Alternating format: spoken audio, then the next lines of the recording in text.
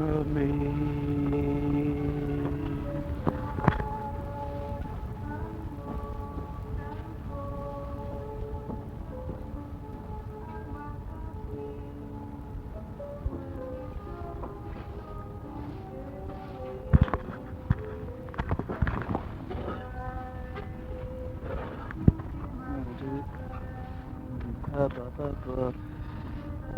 Hi Gary. Today is January 23rd. Excuse me, the 24th. Wednesday, the 24th of January, and time continues to march on at a relatively fast pace. I can't remember the last tape that I sent you, but I'm sure it was well before Christmas. I wrote a letter to Cal and Nona today, and I said in there that for Cal to tell you that there's a tape coming, and now I'm making the tape, so it'll probably arrive the same day. First off, I'll ask questions about AVD. I'm anxious to know about the PX12, how that is progressing. Are there any new plans for the M561 other than it'll should be out with the seal brake system in fiscal 70? And are there any new wild amphibious vehicles that are on the boards due to come out within the next 2 years? And how's all the gang doing? I assume Lieutenant Colonel Harris is still there. And that Robbie's still there. And Evelyn, I got a Christmas card from her at Christmas, and I assume Pappy and anyway, that whole gang's still there. It's just what I would assume. But keep me advised. I got a Christmas card from, or I didn't, Carol did. Got one from Cheney's wife, from Bill and Gisela. That's right. So that was nice. So anyway, I've got his address permanent. Thanks for the Christmas card. A typical GD Christmas card. It's coming down the slopes. Carol liked it. I think you sent her. Oh yeah. Rather than have Carol send me all the Christmas cards, she told me about them on tape, and of course, read all the ones from all the individuals. And I read your note, and thanks for the concern for the wife. She always enjoys hearing from you and the gang, down there in the South. You'll be, let's see, that covers what I know at AVD. I assume everything's going good. I asked Cal, I was hoping that he was keeping you occupied to such a degree that you didn't have time to work on that piece of shit of yours down there in the, I shouldn't say shit, because I have no idea, maybe the most sleekest piece, USS boat sitting in Oceanside Harbor, or wherever it may be at this present time. But I hope that work is progressing on it, but at a very, very slow pace. And from where I look at it now, I should be rotating. I should be walking back in the States between the 25th and the 29th. I should be landing.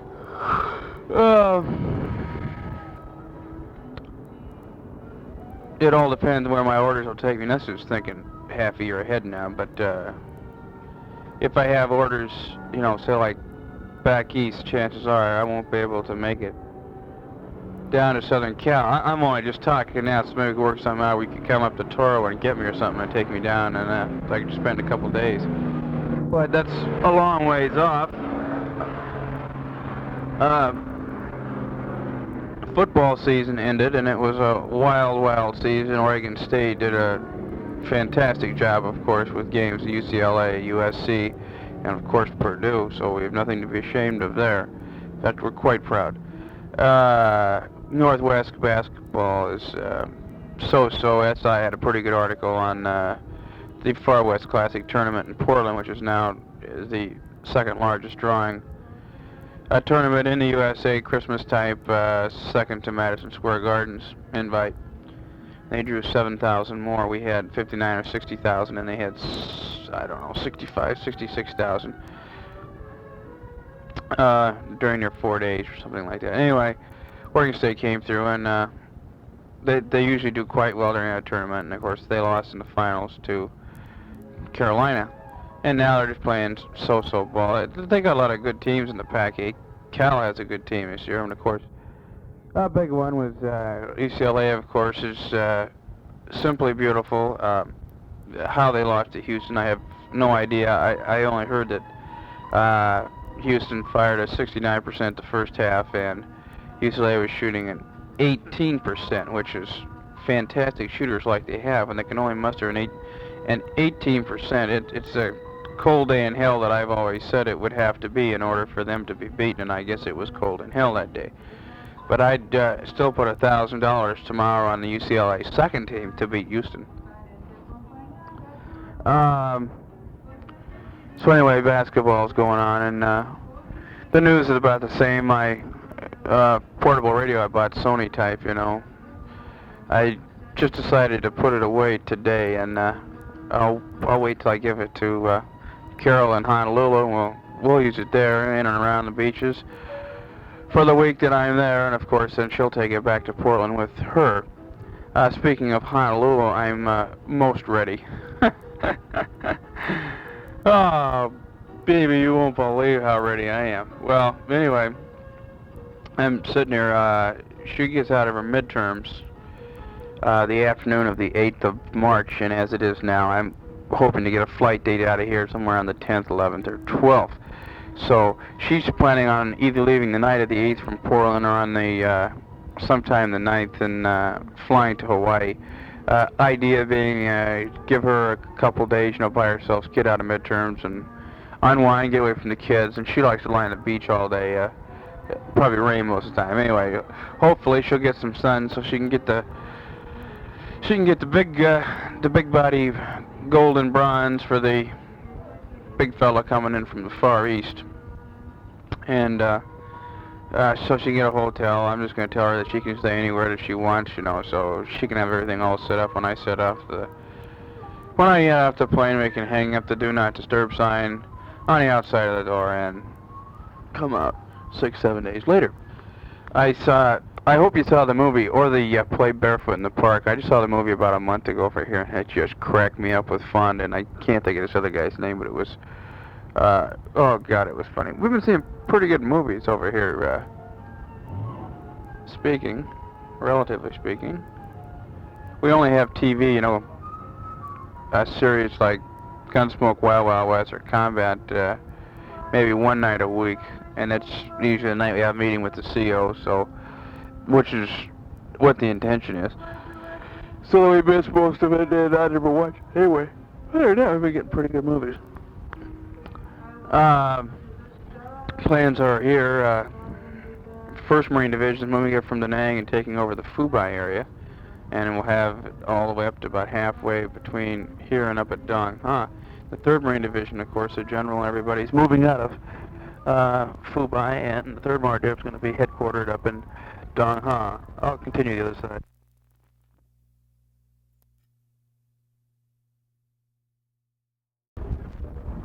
So the idea is, we even got the 1st Cav coming up here operating here someplace now too. They've got half their outfit up here, came up here last week, so we're really starting to put pressure on Charlie, and we're going to have all the Marine Corps will be up along the DMZ.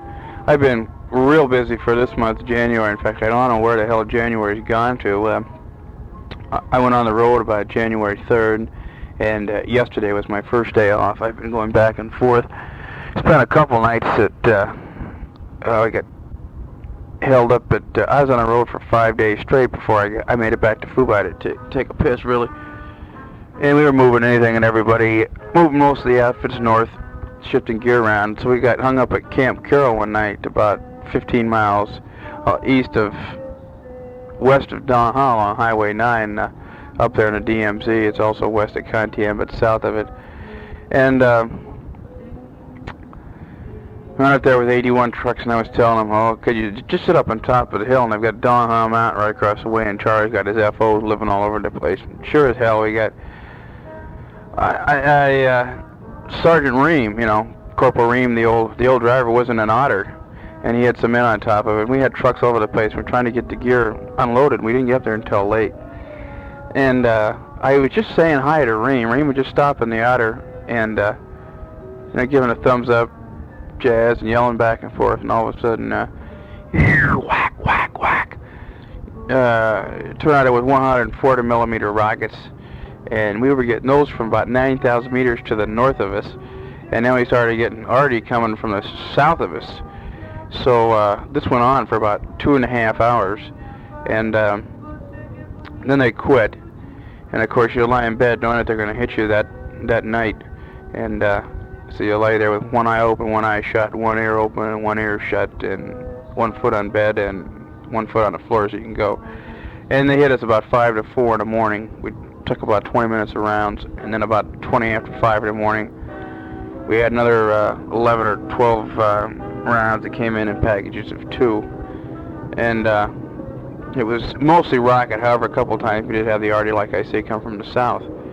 And there was, I think, 18 men wounded up in the camp. 3 of them had to be medevaced. They were pretty serious. There's a lot of Army 175 cannons up there. Of course, we've got a lot of Marine, and those are the big guns. Jeez, they're big. Fire about 21 miles. And we got a lot of arty, Marine arty batteries up there, 1.5s and 1.05s. And there was arty firefights going on all the time. I thought we all scraped my knee diving for a hole. Everybody else was cutting their head. Oh, I was running through the night with my helmet, my flak jacket on, my underwear, and I tripped, and it was dark out, and God, you're scared. Oh yeah, yeah, you're scared. Your body's covered with a little bit of sweat created by what's known as panic. But so far so good, and I continue to be lucky. One of my trucks was, it looks like Swiss cheese in the back, and I had 17 flat tires throughout all the trucks scattered around from the shrapnel.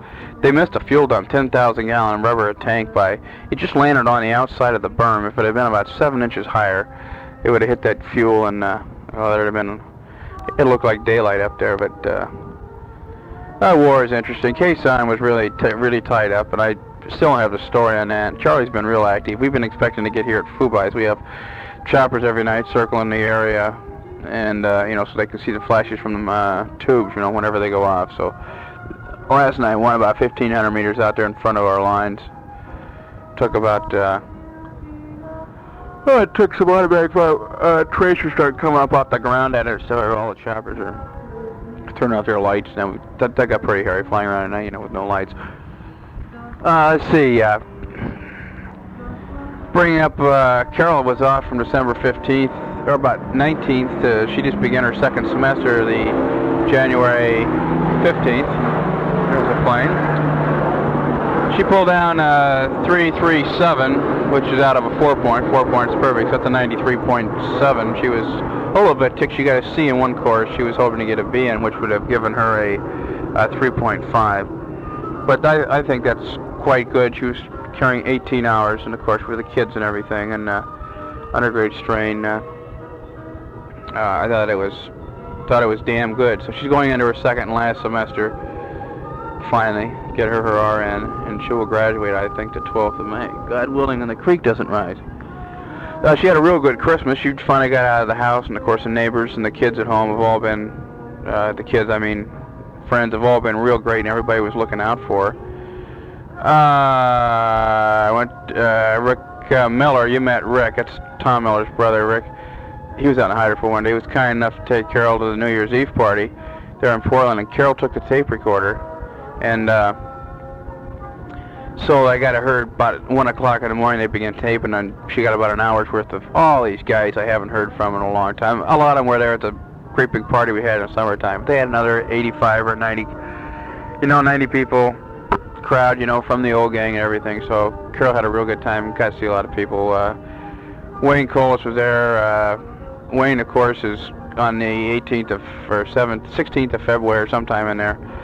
We'll be marrying that Air Force widow. She's the widow of that guy from Portland who was killed in a jet crash, I think, back about 4 months after you joined the outfit. I think I mentioned the guy named Tom Walsh was shot down. And Margie's been in Portland. I guess this whole thing started was last September. There was about 25 or 30 guys from the old gang went over and volunteered to paint her house for her, with her kids. She just had her 5th kid, and so I guess while she's in the kitchen looking out the window and Cole's outside painting, they start making Google eyes at each other, or something happened. Anyway, This came about real fast, and now they're going to get hitched. And last I heard, I got taped for Matichek the other day, and Matichek was going to go down to Portland, and I was going to take Carol, and Wayne was going to get Margie, and they were all going to go out to eat chow. Wayne stopped by and saw Carol a couple times. I mean, Matichek when he was in Portland.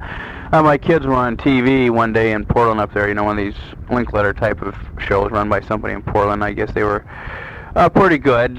Twins, you know, really looked alike, and I guess we got a lot of compliments on him. I guess he came up with some pretty bright answers, of course.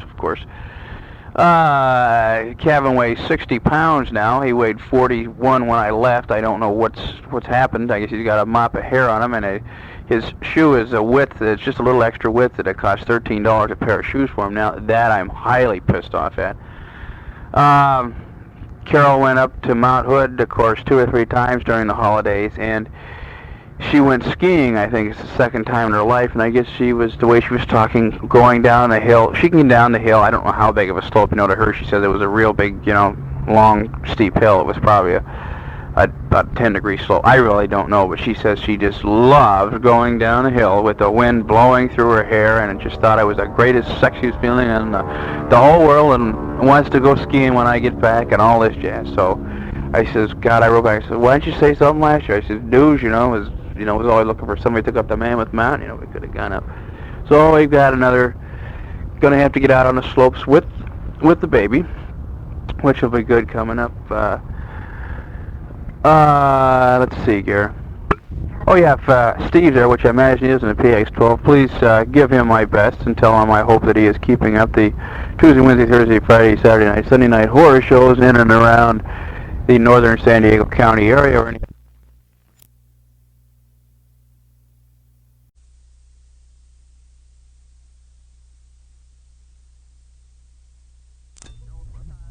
Testing, 1, 2, 3, 4, 1, 2, 3, 4. Hello, Gary. Today is, I didn't forget the date already. 27th. Yeah, right. 27th. 2 more days in the month of February. I received your tape unexpectedly, let's see, about 4 days ago. And 4 or 5 days ago. I think it was about 4 days ago. No big thing. Month of February was really shot in the ass. Good to hear from you. Right now, I am now rewinding your tape, as you can probably figure out or have figured out. This is in 1 7/8, like you said. I would like to rectify something. I am in the Far East. I do not have access to these 40,000 PXs that you're talking about. The one at Fubai was clobbered by a rocket on January 2nd, so you just got a couple, 2 or 3 small ones in and around the area. They should have the big one open up pretty soon, but they usually get stuff in, and then they're usually out of it. See if you recognize the voice in this guy.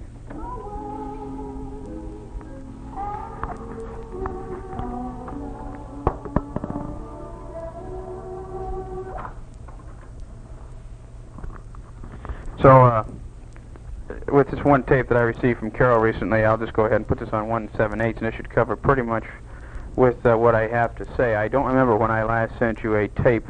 However, I do believe that it was before. I don't know when the hell it was, to tell you the truth. The thing's been happening. As you read in the paper, January 30th, shit hit the fan. I was taking a convoy from here up to Dong Ha. I got to Wei on the afternoon of the 30th, around 1300, and of course about 9 o'clock at night. There was already about 2,000 shit NVA, you know, walking around Wei during the day, but they were all in civilian clothes, of course, you know, and so I never noticed them. We didn't have anything in Wei, really. We had one unloading ramp where we had about 17 or 18 Marines and Seabees. Wait one. And there's 2 or 3 small ARVN compounds, you know, with some motor pools and stuff up there. And then they had the 1st ARVN Division CP, which is on the northern outskirts of Wei, but not really in Wei itself. So to occupy the town was really no big thing by the NVA, but they planned on holding it. And they really came to hold it. They had all the gear with them. They had enough rations for about 5 days, and they told that they would then be resupplied. Of course, we put off blocking force all the way around them with the 1st Air Cav, came down from Evans. We had 2 or 3 battalions of our Marines here came up from Fubai, from the south and from the east, and Of course, the Arvins threw in Black Panther, you know, one of their claw divisions, and oh, wait a minute.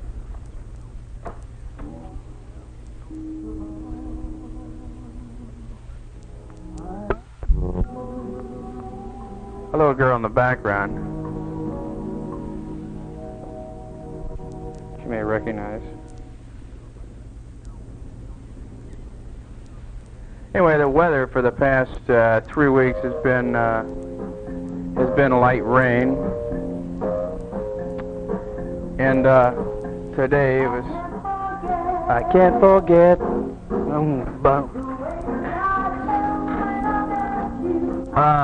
It's been rain, and but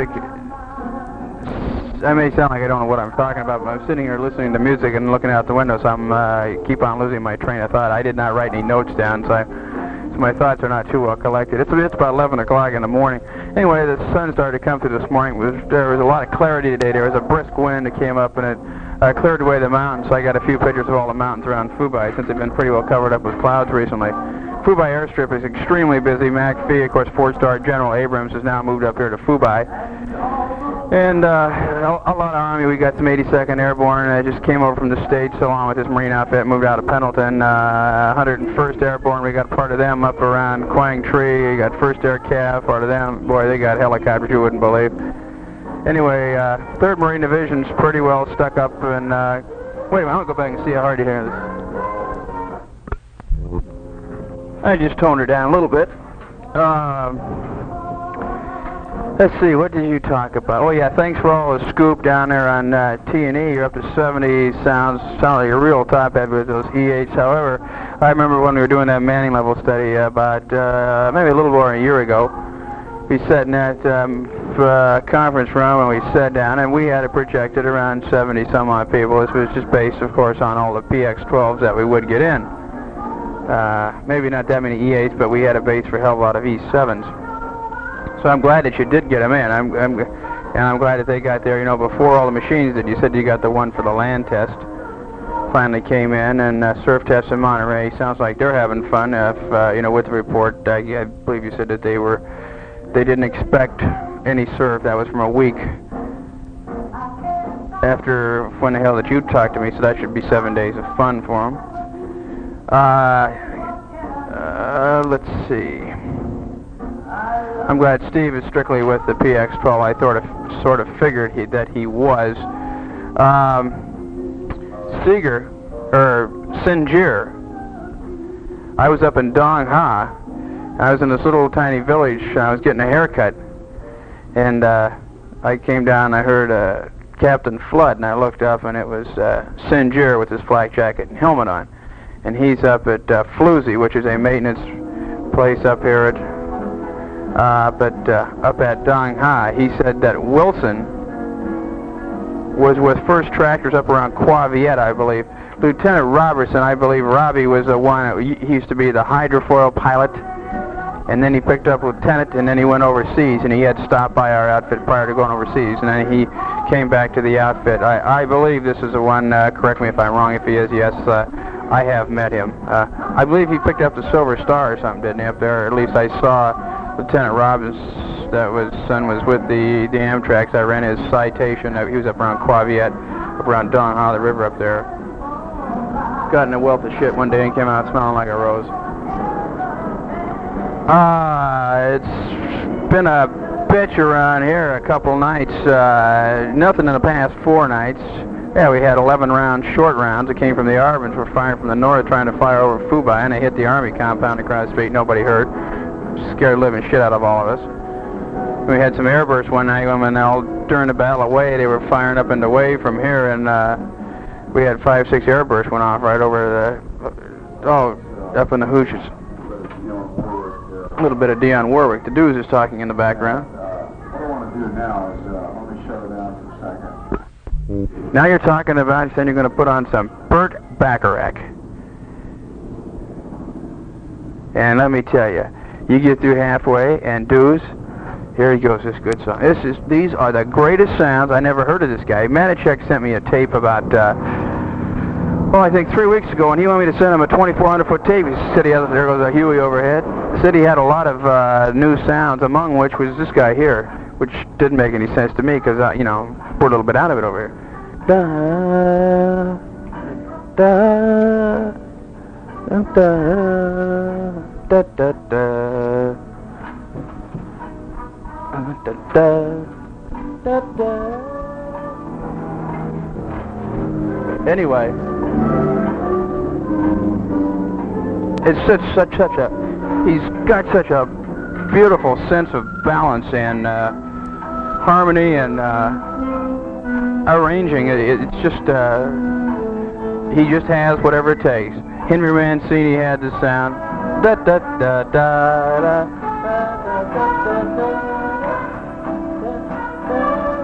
That's wild. Oh man, it's wild. It's just been the two guys that I live with here now. The third one left for the States, and then we had Captain Thatcher left for the States to go to Quantico to take over this new Trump. It'll be the new maintenance program throughout the Marine Corps. This guy's about he's a limited duty officer. He's about 40 years old, 39, 40. He knows his stuff. Anyway, he'll be back in Quantico working out there. Anyway, Bob left, so that left Reardon and Panzer and I sitting here. Whereas Louis that took over one of the companies moved in here, but he gave us such a ration of shit that we just moved him out one day. Moved all of his. You know, we told him if he didn't show a little more respect to the captains. He's about 6'5". He played basketball at Arizona. So he kept on giving us a rash of shit. You know, we were having a lot of fun, so we just meant it to be a joke. He had to pay $11 to get in the hooch because he had to buy a share of the icebox here, see.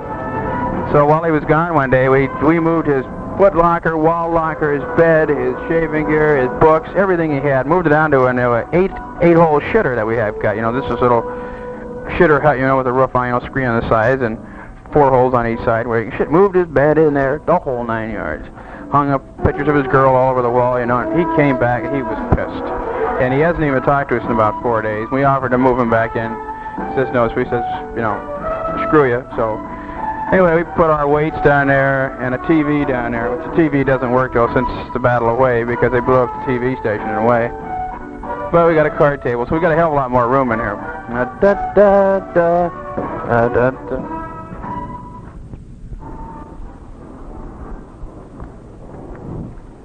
Anyway, that was a little bit of good background. Listen to this. Here's some more. Here's some more, the big dude says. And believe me, since his passport, hey, this is good. I don't know who this guy is that sings His House Isn't a Home, but I assume that it's on the same album. I understand that Bacharach, or however you spell his name, said his name. A chair, another chair. That's beautiful.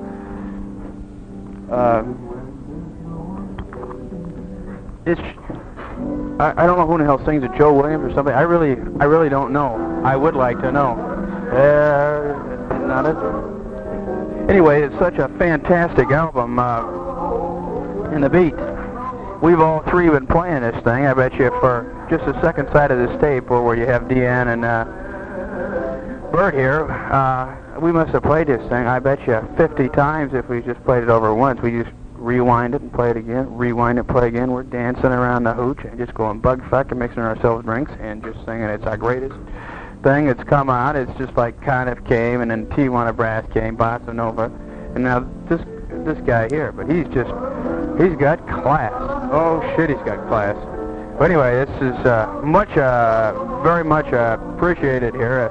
It's funny how you and I know it's Matichak, are the two guys that I get tapes from, mostly from Mike, of course, but we've all got the same damn tastes, you know, and likes in music, and it's, of course, I'm the one that really benefits because I get the tapes coming from two different sources. Of course, I go apeshit over half the music.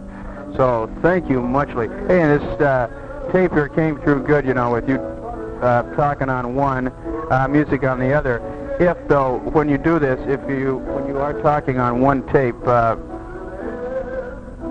when you're talking on when you're talking on one channel, music on the other, tone down the music a little bit. You have a tendency to, you know, when you want to turn up your voice, well, you can't, you know, without turning up the music also. So if you do that, but other than that, it came out beautiful. Right here is a beautiful piece of music.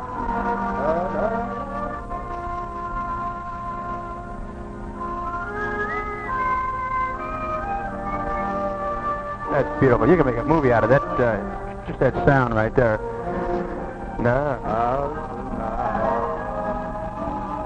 Anyway, so I'm going to Hawaii. Carol will get through with her midterms on March 8th, and then God rest her soul, she's only got 1/2 of a semester to go, and she'll graduate from college on the 12th of May and pick up her RN when she takes her state boards in June. So she's been carrying 18 hours for this semester and working her butt off trying to get A's in a couple courses. And so I'm going to have her fly to Honolulu on the 11th. And she'll get there the 11th, and I got her a place to stay. Some hotel was built about a year ago across the street from the R&R Center. And so she has reservations there for the first 3 days. And then if she wants to stay there, it's a motel apartment where they got a kitchen. You can park under the basement. Costs about $13.50 a day. Beautiful king-size bed, living room. A couple guys who just stayed there.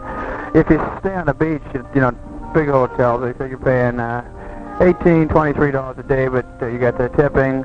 You got to pay extra for parking. You don't have the conveniences of a home. All you have is just a room where you can get a place. It's got a kitchen for $13.50 a day. It's just a nice hotel, and it's it's a hotel apartment type thing, and so you can make yourself sandwiches, if you want, and then just go off island, or down to one of the beaches, and just pack yourself for lunch, so you don't have to eat out. But anyway, we'll have about 700 bills with us for 6-7 days, so that should be enough. If she wants to stay on the beach, well then she can go and, I want her to just pick out a pad. She wants to stay where she's at, fine. She wants to pick out a pad, right on the beach, fine with me. But she'll have to do that on the 11th, the afternoon of the 11th, and the 12th, and the 13th. Now I'll arrive at 4 o'clock in the morning on the 14th.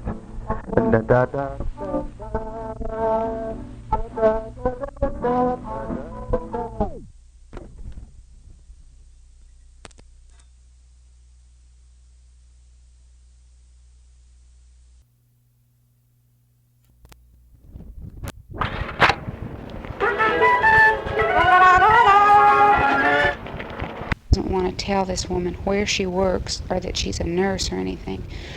And this woman asked her, she said, well, do you live in Portland? Jenny said, yes. And she said, well, what is your name? And she says, Janet. I don't know if she mentioned a last name. And she said, well, where do you work? And Janie says, Standard Insurance Company. It's funny, that you mentioned that because that's where Wayne works. But anyway, that's what she told her, Standard Insurance Company. And she said,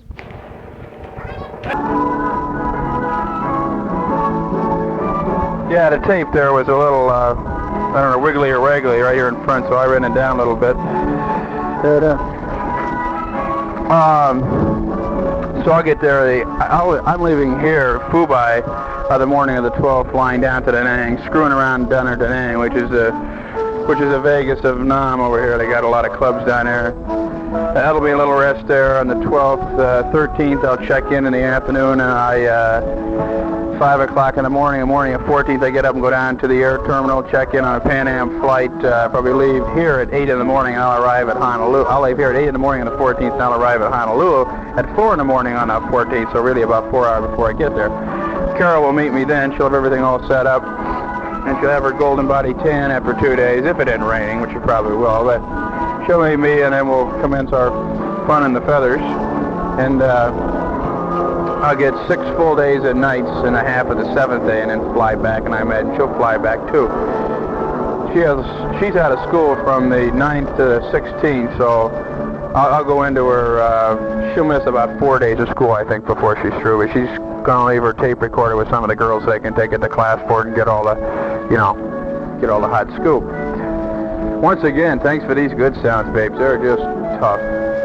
Okay, get on to something else. Yeah, when I said a couple nights here were bitches, we got hit with some rockets here at Phubai, a big kind, 140 millimeter. Other kind, we had one land about 20 yards away from my company office and about 40 yards away from my hooch. One of my lieutenants was running to the bunker, and you hear this, you hear this, and he hit the deck and went off about 20 foot away from him. But it had a fuse. They were trying for the airstrip, but they keep falling short of the airstrip, which is over about 400 yards. And we don't like this at all because the short rounds fall on us, see.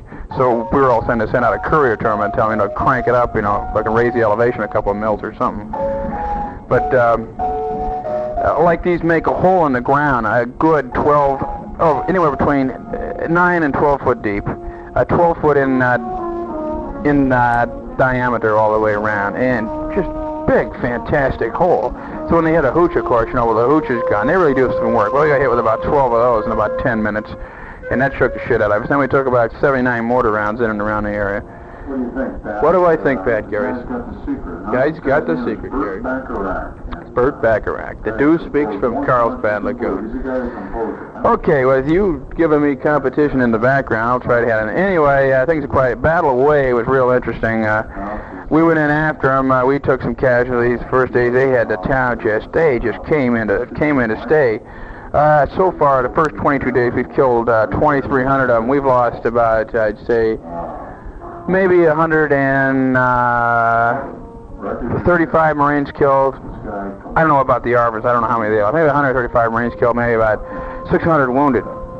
But we've killed of them 2,003 or 400 so far. And we've just been burning the bodies up there. And it was such a real nice town, and there was parts of it just leveled to hell. I saw the Life magazine had a couple pictures of 2 NVA and Way, and a couple of French photographers left Fubai and went up and got that showed the Catholic Church, inside of a Catholic church there. I've been in that numerous times, and in fact, I was at the priest rooms where they just stayed 2 or 3 times. So, it really seems funny, when you know a town like that and then turn around and have one of these horrendous battles. But it was just more or less of an open type city, and NVA came in, and of course on the walled city, south side there are areas that have been leveled. There are areas that have not been touched. The university and hospital is, pockmark on the outside all over the place. Windows are gone, but the inside, of course, is all gutted out, which you can and cannot tell from the outside. But you go inside, the thing's totally destroyed. On the north side, where they have the walled city, this is the old imperial city. They have a walled city within a walled city, within a walled city, and then it works down to the imperial palace. They were in there, and this is where you've been seeing lots of your shots, where the rubble and the piles of rock we had to blast our way through. We found some of them chained to their machine guns. Some of them girls, some of them 13-year-old boys, chained to the goddamn machine guns. But we haven't taken any prisoners up there. It's one of these balls of wall affair. We found about 19 of our Marines with their hands tied behind their back, shot in the back of the head. They were executed. There was about 300 civilians up there executed, all of the city officials. So they wanted to play that way. Of course, war is hell and all this bit.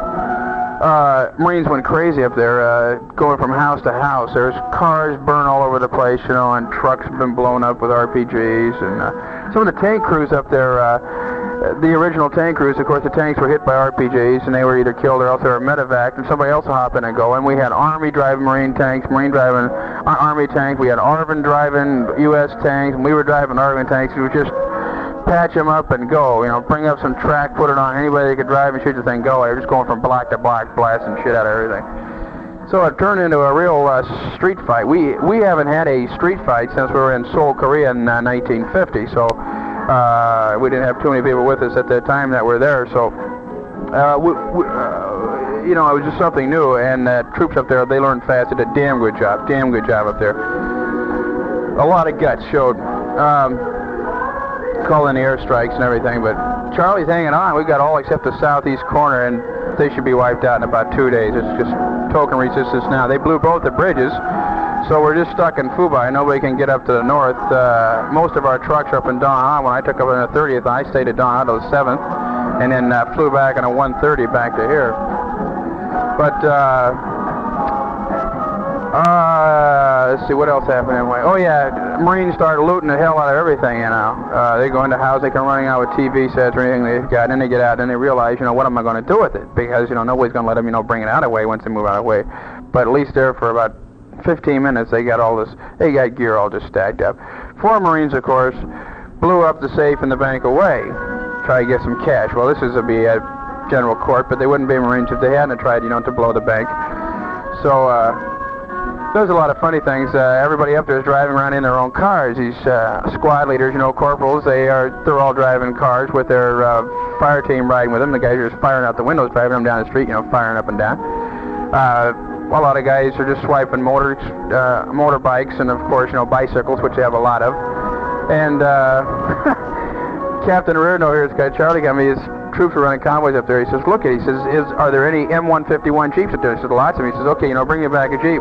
But these troops went up there and they brought back a Willys station wagon. They towed it they drove it halfway back and the thing quit, and they towed it, and they finally went up pushing it. They pushed it up to his office and said, here you go. And he says, God, I don't want that goddamn thing. The damn thing's stolen. So we towed the thing down to the 101st Airborne position right down the road and drove it in the middle of their camp and left it so they can figure out something to do with it. Well, there was a lot of horse shit. There was a lot of sadness going on in the way, but I haven't been up on the north side, up in the walled city up. I understand it's pretty well shot. I've got pictures of the south side so far. We'll be moving up to Quang Tri probably in the next five weeks. We'll be moving up to Quang Tri Airstrip. They got 40 of our hooches built up there, but as you know, bridges out, we weren't able to make it. Anyway, Hawaii should be fun. We plan on going to all the different restaurants. I hit the Queen Surf, Pearl City Tavern, everywhere that you can possibly go. We will go, and I'm looking forward to it. Of course, I'm so horny as hell, and I've been looking forward to it for so long, but now it's only 13 days and wake up away, which as you read this now may only be about 5 or 6 days away. So I'm there, God willing, the creek doesn't run, the plane doesn't crash, and we don't have any ground attacks. Time continues to go by fast. I have 177 days left right now. I'll have 150 something when I get back off R&R. So things are looking good there. Quezon, it's a pile of shit up there. Guys are up there, they're just sitting there waiting for Charlie to come to the wire. They've got some type of an artillery shot. I don't know if it's a nuclear or some other special kind, but everybody's waiting for Charlie to come. We're just going to dive in the holes, batten up the hatches, and Artie's going to open up on them as soon as they unleash their human waves and they say, we're going to make history. We're going to just stack them up higher in the goddamn trees. But he's choosing now to sit up there. We are not leaving the camp and going out after him, which is bad because they can just sit right around and hit us. But if we do go out there after them, they've got 40,000 of them, what they do then, we just isolate small units, cut them off, and mow them down. So we're just sitting tight, and we got all the chopper pilots here. They go up there to Quezon every day, and we've got 7, 8 of our trucks up there, and we've had 2 men killed up there so far from our battalion. But it's a real PUD package. But we're waiting for Charlie to come. By God, they're all set for him. I just hope they never get the road fixed out there at Quezon. I'll be goddamn if I want to go out there. There's a lot of horse shit going on. My XO was bitten by a rat up in a bunker up around Cantien, and so he went to Da Nang. Now he's getting the rabies treatment. He's got to take 14 shots, and he's got 3 out of the way now, and his belly's sore, and it's going to be really bad.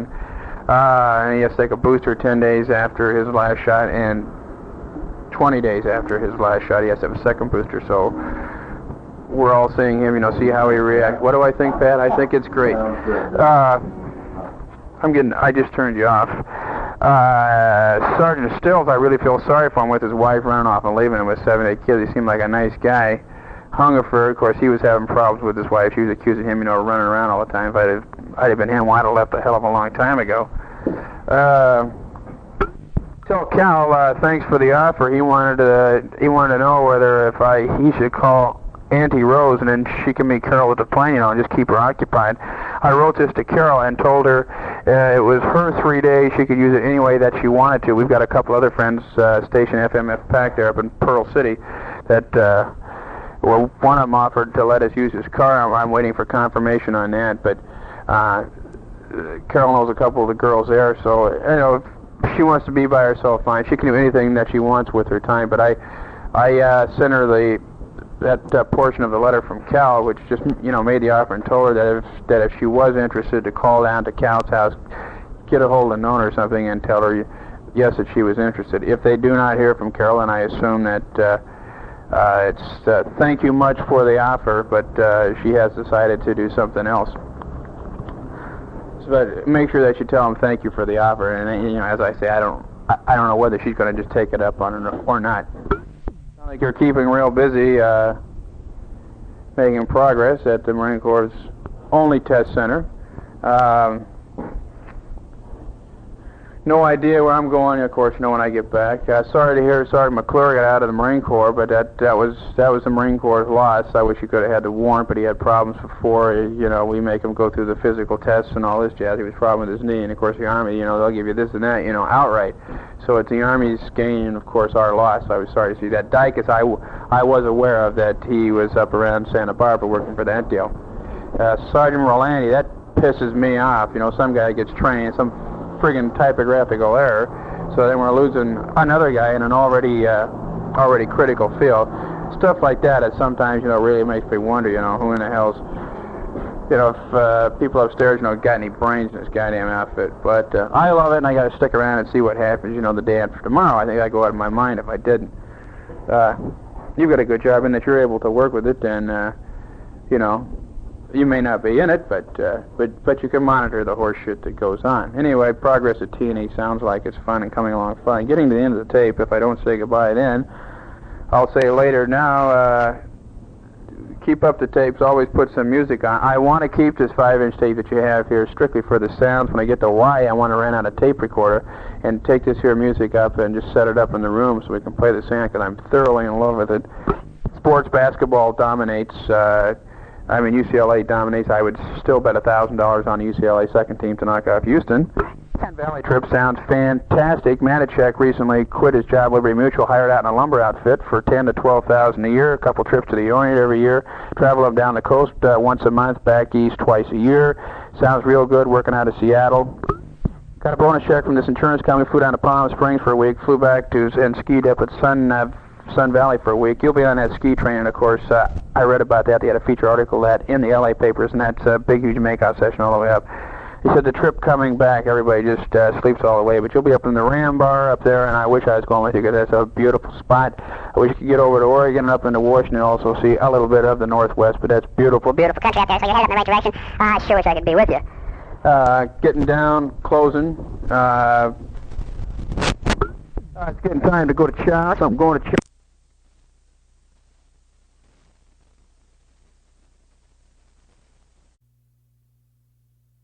I've sent you a tape since I received that big 5-incher from you, which, believe me, thoroughly enjoyed. It was good to hear Nona's voice, although she had me baffled there for the first 15 seconds or so. And Joe Alexander, was good hearing him, and glad that he picked up Major. Cal sounded real good, although, you know, worried about because he was behind on the high speeds. Of course, everybody knew that was going to be a one big headache. Sorry to hear that S.R. Jones is more or less dumping on Leroy. Of course, shit rolls down the hill, and you know, they don't have anything better to do back in East to blame, so they always send this crap out to somebody just came in, so I stopped. Shit rolls down the hill, so you know, people at Quantico never had anything to do, so they don't want to blame anybody back there. So you know, they always look to the West Coast for. They never recognized anything. It was good that we did. It was always somebody back there that did it, and anything that was bad, it was somebody out on the West Coast branch. But such is life, and the government keeps on paying everybody, so this is what counts, I guess. Glad to hear, feel, or I got the impression that you were still going out with Sharon. Hope you continue. I don't know just how things are going back there, but I mean, at least you've made contact with her. How much actual physical contact, I really don't know, really don't care to know, but hope that you hang on to her. She'd look like you and her would get along good. You know, she likes to raise hell. You're a little older, so you can just temper down all this stuff. Hope your old porch is going good, and progress on your boat is going slow, very, very slow. I sent your tape that you sent me to Carol, and she thoroughly enjoyed it. Says that Steve is babbling as much as he ever did before, and found it very difficult to follow his train of thought, which is absolutely nothing new. Sounds like he had a thing going with Jim Beam there, like he always did, but at any rate, we all loved him when he was at his babbling best, and still do.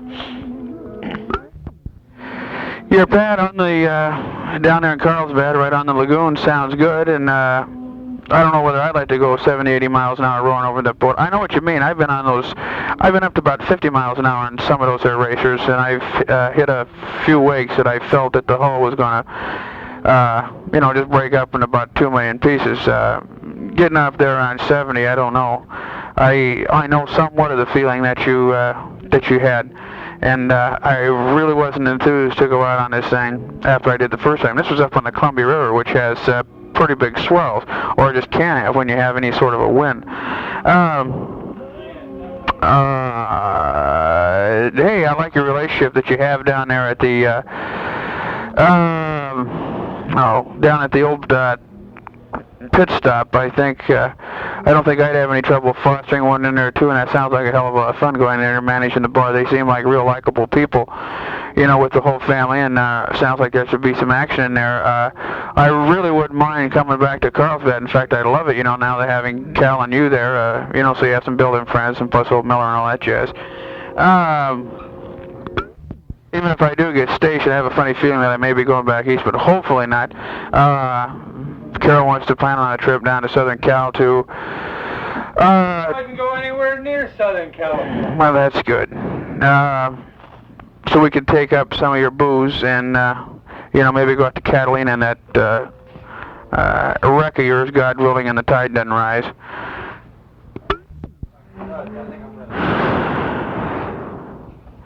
Your pad, I lost my train of thought, but it's now about 2 hours later. It was 4 of us are living in this beautiful hooch. Your little pad down there has nothing on this, believe me. We've got a 21-inch TV with a Sony 530 sitting up above it. We've got the 9 Playgirls of the month. We've got 4 nice racks, beautiful living area, straw mat rugs. I've got curtains. Others are coming along. We've got AM, FM radio. However, we don't have any FM over here, but it sounds good. We've got some dartboards up, and we've got some ways. And believe me, it's just like downtown, and it's hard to believe that we're in a combat zone. Right now, we're listening to... I just sent away to Carol to send me some music tapes, and which we turned off. Now we're watching some TV show with Tennessee Ernie Ford and a bunch of micro-skirted girls on it. First I'm going to go to Honolulu on the... I think 96 days around March 8th, between March 8th and March 20th. And so they've got 45 flights per month leaving from here going to Honolulu, so it's the biggest tourist trade that they have going for them over there. And of course, people are bringing back, brochures on everything about off-island trips that you can take, etc., etc. You can go to all the islands, I think, in one day for $85 a head on the jet, but that'd be $160, $170 for both of us. I figure on spending around 700 bills counter trip over. Carol only has to pay 165 round trip from Portland, so you can't beat that. We also I see some guy brought back a brochure on your Queen Surf. I may just take it in there. But anyway, I'll be thinking of you when and if I ever get out of here, which should be in about 96 days. Carol's doing real good in school. She had her midterm. She's pulling down around, I think she had about 91 average going for her right now. And, in fact, 6 months from now, she will be graduating, which will be on the 12th of May. So, and then she'll probably take her state boards in, I think the end of June or the 1st of July. And I should be back in the States August 25th. Plan to have a reunion up in the mountain cabin up in Oregon. Like where I sent those little postcards to you. And, God willing, the creek doesn't rise. Maybe we can make it down to Southern Cal, or I may be stationed there, at which time we'll have a nice trip to Catalina, like I said, if we can get maybe Coast Guard boat to maybe escort your craft in case she sinks, which no doubt she will have trouble. Hey, I saw reading the Stars and Stripes or some damn paper over here, and they had a picture of the PX-12 going through its acceptance checks on such and such date up there at FMC, so I assume that you have it there, and that you have one at least, and I assume that you're doing engineering tests on this. and others will be coming soon, going up to Alaska and also down to Panama. Once again, sure wish I was there so I can get a little of that TAD. What about my Oregon State football team? Well, right now they have to be ranked one of the top 3 teams in the country. After they beat Purdue, who was then ranked number 2, beat them 22-14. We were underdogs by 18 points in that game. We took on UCLA, we were underdogs by 13. We tied them and should have actually won that game when you look at the stats and the fact that we missed our extra point, one of our tries for extra points. UCLA stayed in the game with a 52-yard field goal, which is hard to do nowadays. Anyway, played with them right down the wire, and of course then up in Corvallis, Oregon, we took them on in one of the great games that's ever been played up in Oregon. We soundly whipped USC 3-0. We never let them. They didn't get closer than our 49-yard line in the second half. So it was Carroll sent me the tape of the game.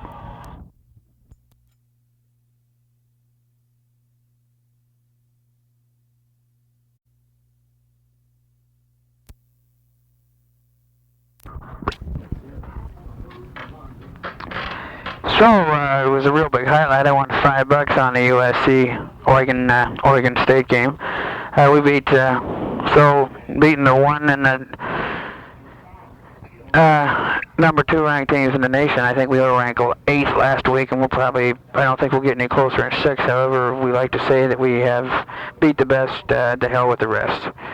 PAC has got that crappy rule, and that second or only the team that goes to the Rose Bowl, of course, is just the only team that can go to a bowl. All other schools must stay home, so therefore UCLA and Oregon State, both with fine teams, will not be able to go to any other bowl, and therefore we have to live with the LSUs and Mississippi's and the teams in the South that they don't have any rules in their conference. Likewise with the Big Ten, Purdue, which is by far the best team back in the Big Ten, although Oregon State knocked them off, is unable to go to the Rose Bowl, and therefore it'll be Minnesota. Indiana had its cherry pop last week after Minnesota beat it 33-7, I believe.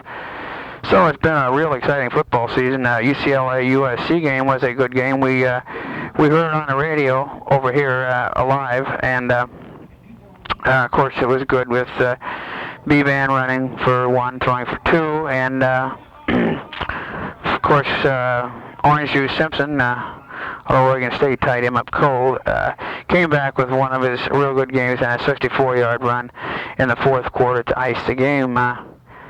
I feel sorry for UCLA. They missed that extra point. I don't know who will get the Heisman Award, Orange Juice or B-Van. I would say for a 3-year performance that I would say the old B-Van rates it. However, Orange Juice has made such a real big splash rushing-wise that it just may carry him over. But we'll wait and see. Both are real fine, exceptional athletes. One thing to note about Oregon State is they're losing 4 men next year, and primarily sophomores and juniors, mostly sophomores. I think it's 8 of the sophomores starting on the team. So this will be, if they don't fall on our face with total overconfidence next year, we should have a very good representative team. But everybody will be gunning for Oregon State next year, and it could be a totally different game. Weather over here has been beautiful. We thought the monsoons would come last month. People said, well, they'll be here, and it's been gorgeous. It's been hanging between 70 and 80 degrees, not that humid. Oh yeah, we moved into this new hooch. We got a low overhead ceiling on this hooch. It's all white, plywood veneer, and sort of like being in an old party room effect with our game room, dartboard and weights. We've got a nice little shower right outside that we built for ourselves. That we have an immersion burner on, and it has one of these old wing tanks that we just fill up with water, and sort of archaic, but really has class here. Anyway, the weather's been absolutely beautiful. I wish it could stay like this. I was on the road a hell of a lot last month. We were gone 24 out of 30 days running from Da Nang up to Don. However, this month I haven't left the compound since I'm on household. Somebody else has taken the convoys. So it's been most enjoyable, and I'm just more or less taking it easy. I'll be on Rough Riders, which is the month where you go on most of your convoys. I'll be on that in January. I shouldn't be going too many places next month. but time will tell. Monsoon should be here by then. We should be deep in our knees in mud. And we're watching Tennessee Ernie Ford now. Hey, I liked your sounds that you were putting in the last time. Yeah, if you want to go ahead and put together a stereo package, would more than appreciate it, since we've got a real good. In fact, we got a brand new Sony 530. So we're taking. So we take the real good stereo sounds now. I've been playing the guitar a lot, trying to pick that up, but I can't get my head and ass together. But it's fun to plunk. I also been blowing the horn once in a while, trying to get the old lip back in shape. But I don't have any band to play with, so nothing sounds worse than a guy practicing a horn by himself. You have to have a band to go with. I haven't been able to find the Desai Spotomatics yet. They have a Desai with the light meter for $93 or $99. And of course the old Spotomatic sells for $119 here and $134 up in Okinawa. And they just sell out as soon as they get in. A couple people claim over here that the Miranda Sensor X, which is cheaper by about $10 here, was, I remember, and plus they say that it was just rated, it was check mark along with the Consumer's Research Guide. They had Spotomatics along with the Miranda Sensor X. But I haven't been able to find one of those yet. I lean more towards the Pentax, since I have worked with yours, you know, and I like it. They said that the Miranda doesn't have that single reflex clank, you know, with that mirror effect or something. Quieter machine, and everything else is the same. So I don't know. I'll look at it if I'm not able to find the old Pentax. But anyway, I've missed some real good shots in the past 3 months, and so I wrote to Carolyn, so she sent me my little Canonet Junior, and so I received it yesterday, so I'm just clicking away with some pictures now. Please tell everybody hello. Please tell Nona and Cal, give them especially a big hello, and I miss the informal dinners at their house and maybe sailing on this boat once in a while, and you know, just the old some of the horror shows that we had. Sorry to hear that Ralph and Eddie's is shut down. There goes a glowing history. Corporal Ream picked up Sergeant here recently. He might spread that on to Pappy and all the boys out in the shop. Well, I say that he has been recommended here. I was just informed by his company commander. We're very optimistic that he will pick it up. I don't see any reason why he shouldn't. But in case he doesn't, we don't want to embarrass the individual. So we're hoping that he gets it, because right, 15 rah for the Ream. But we all know just how good he is. I had a longer tape to send. Of course, I should have sent that 5-incher back to you, but I wanted Carol to hear it, so I sort of lost the realm of it. Let me know if any new tests are coming up, especially what the heck final action was taken on the seal brake. I noticed that you said that everything looked like go on it. However, give me all the follow-up info on the scoop, and also keep me abreast in the PX12. And what's the disposition for the M561 other than just putting around the area? Or is that the final disposition? Also, what do we do with the high speeds now? Do we just give the brass rides around once in a while, or? Oh yeah, I've got a man over here that knows Gunnery Sergeant Eldritch real well. There's a Captain Panzer, Bob Panzer. He knows Eldritch from someplace. He asked me whether I had him when I was at Pendleton, and I said yes. He lives right across the room from me here. You may mention this to Elders. That's Panzer, Captain type. That's really a small Marine Corps, Gary. You run into these people, people all over the place, no matter where you're at. Seems like everybody in the Corps is over here. Probably are, but I know that there must be somebody back in the States. War's going good, I guess, up in there in the DMZ. Charlie's sort of hurting.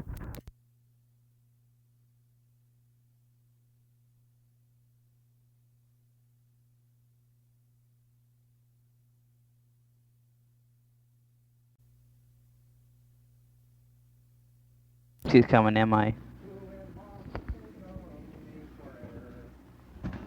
Let me get my story straight. For this guy, I'm sitting here using his tape recorder. He went out and bought. You are a big man on stereo equipment, and a critic of all. You will love this. He got in country and was here about a week and a half or 2 weeks. So we got one of our first real big shipments of gear in, stereo gear. So these troops over here, they've got money to spend, you know. Wait a minute, I don't have the rubber grommet on this thing. So anyway, Kowalski here. I don't know if I've introduced you to Ski or not. He's 6'3" or 4. Came of country. He's a Mustang captain. He's about 37. He's got 7 kids or something like that. Totally out of control. Lives in San Diego. Bought himself a bar. He's in partnership with a guy down at the Pacific Beach. It's called Quiet Village. If you're down in that neck of the wood when you get your license renewed, stop in at a place. Seems like a real good setup. In fact, we've talked. Nothing really firm. We just talked about maybe going into a somewhat of a partnership later on, about a year or so.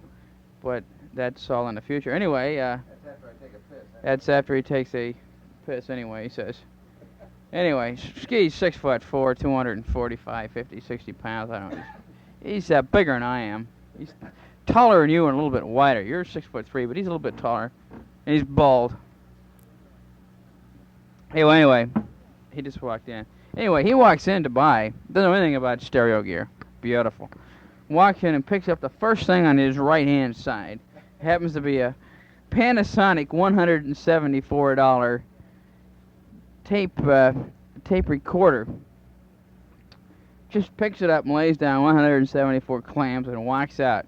And I looked at him and I yelled out, "I hope you didn't pay more than $30 for this." Well, it sort of pissed him off when he got back and started chewing me out, you know, behind my back and all this shit.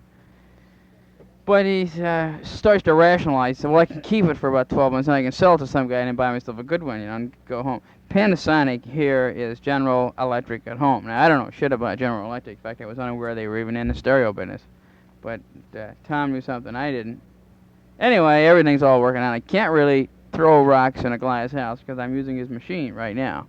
And if you're hearing me, I'm not going to say anything more. If you aren't, if you say I'm coming in garbled and weak, then I'll say more on the next tape, which I'll make on somebody else. But anyway, he took a $174 step off, so he lost his hymen quick. Let's see, can't get tickets. Tickets for what? Okay, General Mesker. He was the assistant division commander when General Hockenmuth was killed somehow in that Huey accident, or round-headed or something happened between Hue and Camp Evans last year. Mesker was the assistant division commander, took over, and I saw orders back to him, back to research and development. I didn't think it sounds like he's taking, like he's stepping right in, and at least he's making some sort of a decision, which General Anderson, which I believe was in there and was all talk, and I never did see really that much action, which pertained to our end of the business. The FMC people, I wrote down notes, FMC people, and now I forget. Coming down for that meeting, I sort of miss seeing the people. I never did give that much of the agenda as far as the meeting goes, but I did enjoy the people, Andy Byrne and all that. Sort of miss the people. Steve's comments on the Poor People's March and all that, and you said you went along with the sentiments. Yeah, I go along with it too. If they can afford to put jackasses in the train and they can afford to do all that stuff. Let's see what else is musical in.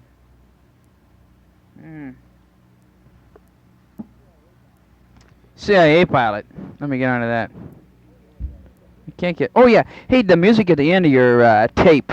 You had some FM, you had some group singing, I don't know the song, but god damn it sounded good. Of course, it's sort of hard to tell you this now because you probably don't know what the hell I'm talking about. But anyway, the group, or the sort of like Christy Minstrels, but it wasn't them, it sounded along that line, it was really good. CIA pilot, interesting.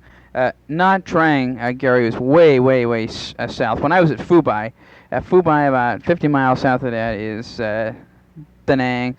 Not Trang is way south of that, and Dust Off or whatever this is, they sound like an army project. I doubt it. Doesn't sound to me like it was anything. It was in the Corps, and if it was, it might have something to do with the 1st Marine Division. But I'm at the 3rd, and we're up here in the DMZ.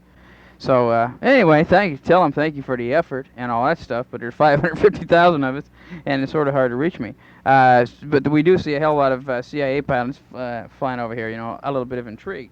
And it's a real funny thing that you mentioned about him going into Catch 22, which I'm going to get into now. We have the reunion coming up, Gary, up along the Metolius River, and I think I sent you postcards from last year saying what fantastic country that you mentioned, real good people, and good times.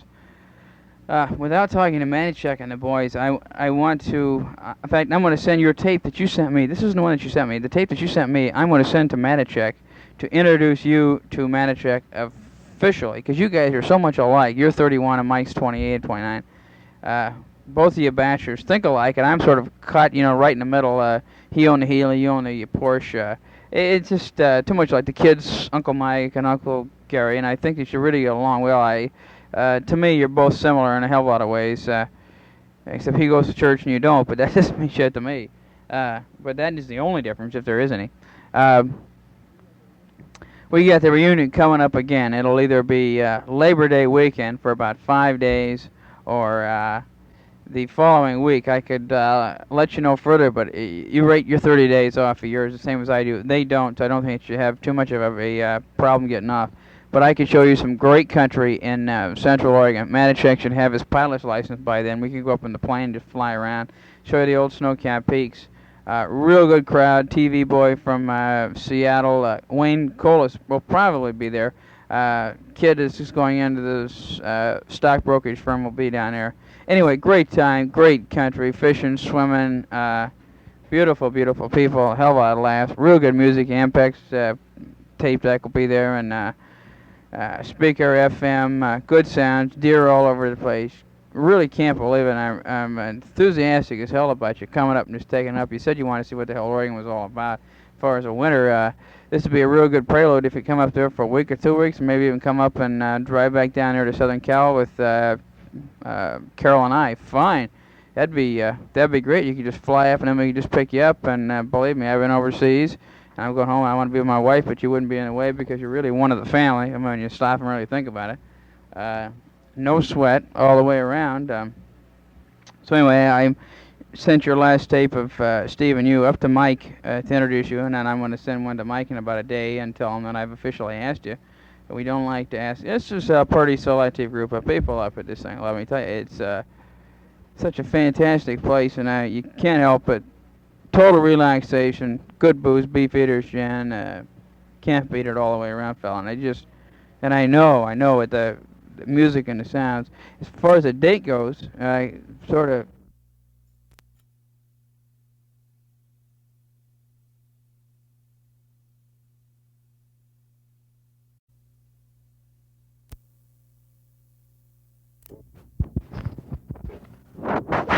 I'm checking.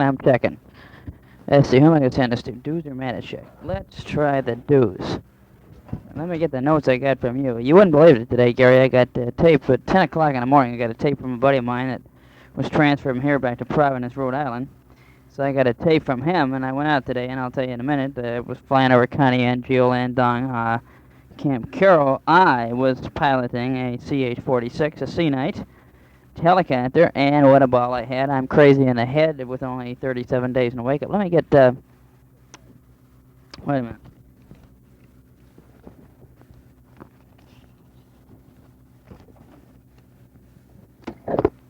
Okay, I guess I've only got one sheet of notes from you on both sides. Yeah, anyway, today, we're sitting around about 1 o'clock. We go over here to the air wing across the highway. I really haven't been across the highway over to the air wing since last October, when this was a nothing area. This was wild Indian country. And Seabees came up, and we bought a company of Marines. We set up an old perimeter, and I hauled them 400 pallets of cement per day for about 18 days. And they were given 30 days to open up an airstrip for C-130s. And they had the first one land after 22 days. There's nothing here now. Of course, there's 7,000 Marines and CB and a couple Army. Yeah, I'm looking for my beer. Wait one.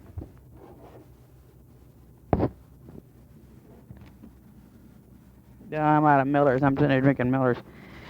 I will get another one when I finish the side of this tape, if it doesn't take too long. Okay, on your tape, real good hearing from you, GD. Like I said, I had a tape from the buddy back in Rhode Island. I went up and I was flying a helicopter today, and I was really getting my rocks off. Thinking about signing for an extra 6, really not seriously, but just to emphasize how much I really liked it.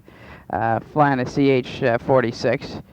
You've got you have the control with your right hand, with your left hand when you're sitting in the pilot seat, but I was sitting in a co-pilot seat, so I grabbed it with my right and steer with your left, and of course you get the buttons and the automatic stabilizers and attitude and pitch and yaw and everything. It's got the 2 rotors plus your jet engine, and honest to God, I really dipped in the thing, and the thing was, if I just messed up, he would reach down, correct me. The kid's about 4 years younger than I am, but he's a hot shit pilot.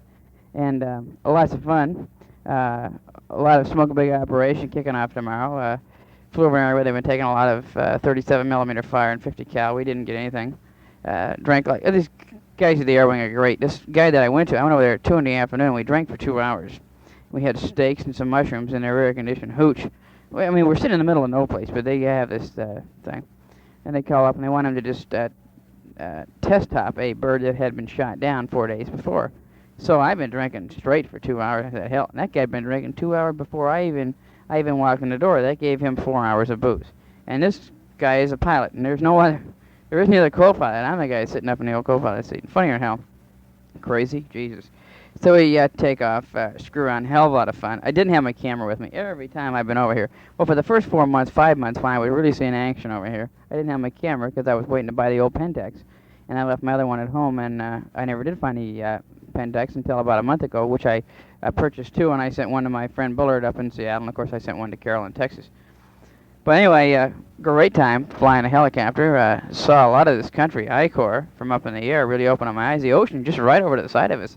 I look at it on a map, but I know that the ocean's, I see the naval gunfire coming, and I say that's awful damn close, for naval gunfire coming in. But when I get up in the air, Christ, the ocean's, right there, and there has been a hell of a lot of action right between us and the coast. Well, I get off that. Hey, your boat, I thought you were going to paint it purple. I remember you saying it's going to be purple and white, and nudes will be diving off it like you saw in Playboy. Now you say it's black and white.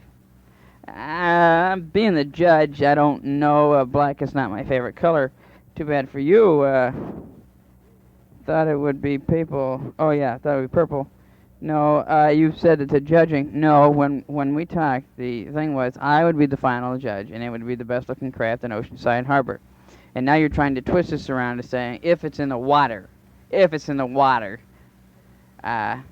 have a case. No, the honest bet was, I remember saying I may not even be back here, so there's no way in hell for me to really tell, but I am coming back.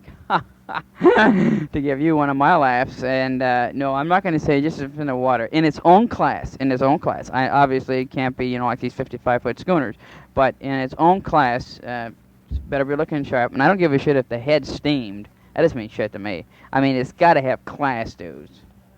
And yeah, I not sweating the money on a half a case of J&B. Mail in the house. Okay, you've cleared it for me to mail gear to your house, and I've already put my amplifier and my tape deck onto Nonas and Cal's. So I hope that has arrived by now or will soon, or I'm going to start to get worried. I'll probably ship some more gear here in the next 4 weeks home, and I might ship it to your house or Nona's house. But thanks anyway for the open invite. House hunt, yeah. Okay, that's a plan. It costs $105 to ship the kids down to L.A. by plane. And, of course, folks put them on a plane, and we'd pick them up in L.A. And as it is now, it's a firm plan that Carol and I will be coming down. I may get hungry for the kids and come on down anyway. I don't know what it'd work out if I barged in with the kids. Of course, you'd be on the couch anyway, and the kids would all be in our bedroom sleeping on the floor. But I don't know. I'm leaning towards the side, of course, of Carol and I, and having, coming home, finding a house, and then once we get everything all settled, the kids out of the way, fly them down, pick them up, and bring them home to a house that's already fixed. Sun Valley trip, glad you mentioned it. No, you didn't mention it before, or if you did send a tape, I never did hear it. Like I said, I read about it before, and I really got hopped up about it when I read to Carol. And now you went on it, and it really sounds great. And I haven't been on skis in 10 years. I would say 10 years, 8 years. Let's say 9 years. 9 years it's been. Seems like yesterday, and really didn't know shit then. And Carol's really high on skiing. What about including us in that trip next year? We'd be the silent partners in the back, go along raising a little hell. Carol, I know, would be thoroughly boomed up with it, and we could get on. But sure love to go along and more or less just plan for it as the winter holiday. Maybe even thinking about a trip or two to Mammoth with you guys. I'll get into this later on. I've got a thing down here about your brother. I noticed on the tape on your address that your brother is living in Eugene. You sent me a tape from your dad that went to your brother up there in Eugene. I'm going to be going through Eugene area. Is there anything that maybe stop off and see him, wish him well, anything that I could bring him from over here, or since I'm passing right through the area, let me know your thoughts on this, if so on and so forth. Tickets. Christ, I just wrote down tickets. Tickets. What the fuck does tickets mean? I'm sitting here looking at tickets. I'll come back to it. Panama Test. Robeson down there, Haight, and Procasino. I feel sorry for Procasino's wife, and I'm sure they're having a good time when they get out of the jungle. Really miss. Testing. 1, 2, this is on 1 7/8 speed. And just to see if I'm coming through good, I'm going to cut back and see what I can hear on volume 1. Wait, 1. Okay, Jerry, hello from Quangtree City on this somewhat sultry morning of 20th of June, 1968.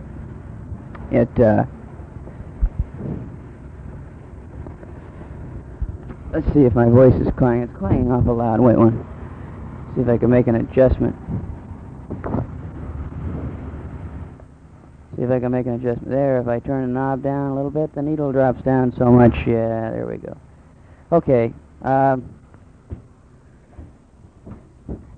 your tape day before yesterday, I believe. And, of course, everybody right here in this trick bag, of which is now Bob Panzer. He's been here all year. He goes home on in about 10 more days. And he has duty, we thought back in AO4H, working with the Reserve Division. However, he doesn't. He'll be down by the Chain Bridge, working with the Reserve Division there. They have their own office.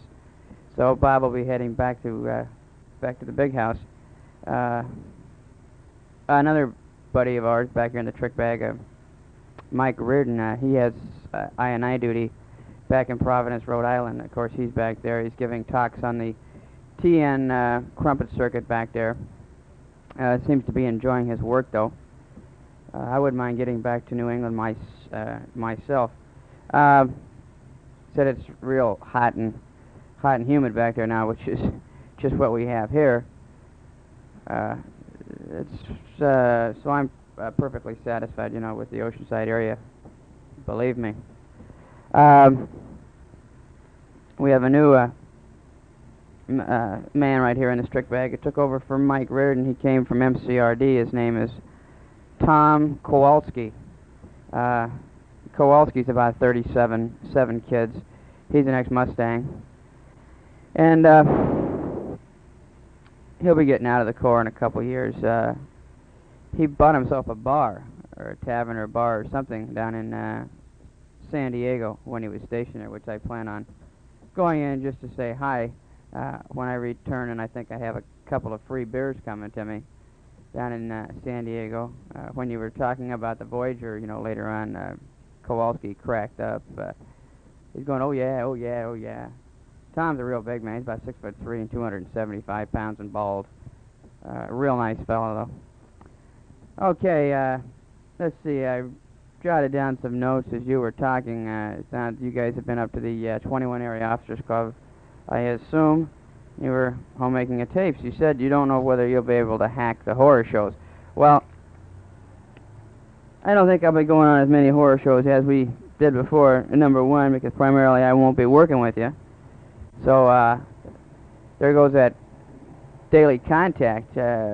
Thursday, Friday, Saturday, Sunday might be a bad time for horror shows. For all the cities in the area. But I think we're pretty safe on Monday, Tuesdays, and Wednesdays. However, if I do live in the Carlsbad area, And if you stay at your present spot, that puts us within striking distance, so that could be possible trouble there. Yeah, your sound on sound, Gary. You just started off. I didn't know whether you had too much to drink or not, but you were stumbling around there as far as getting your hat and ass together. What the sound was coming through good. Yeah, on this turning down the right speaker, you know, so you could have music in the background. I did this, and in fact, I did this. I don't know whether I did it the last time that you sent me a tape, since it was so goddamn long ago. But anyway, I did it on this one, and she worked out good. So overall, well, your DJ efforts are good. Boat, of course, I was most anxious to hear all about the boat and how the work is going. It's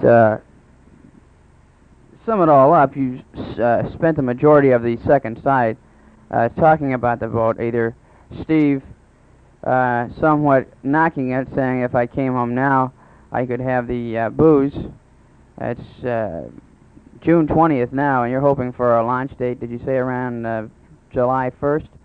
I hope you have a setback on that. Now, I could work this two ways, see, when I get home. One reason behind the bet was that I didn't know whether I'd be coming back to the Oceanside area. But I said, but if I bet a half a case of scotch, then that'll be an incentive for him to get this here boat done. Now, Steve might have summed it up good, saying you're buying $480 worth of some parts to win a $40 bet. Fine with me. I'd just as soon pay the $40. All well and good, and have that boat. Now, when I return to the States, see, if I get out of here the 23rd of August, which is the date that I'm due to leave Nam, and then from here we go to Okinawa, where you're usually there 2 or 3 days, and then you get on the big proud bird with the golden tail, and it swishes you back to Toro, up there at Santa Ana.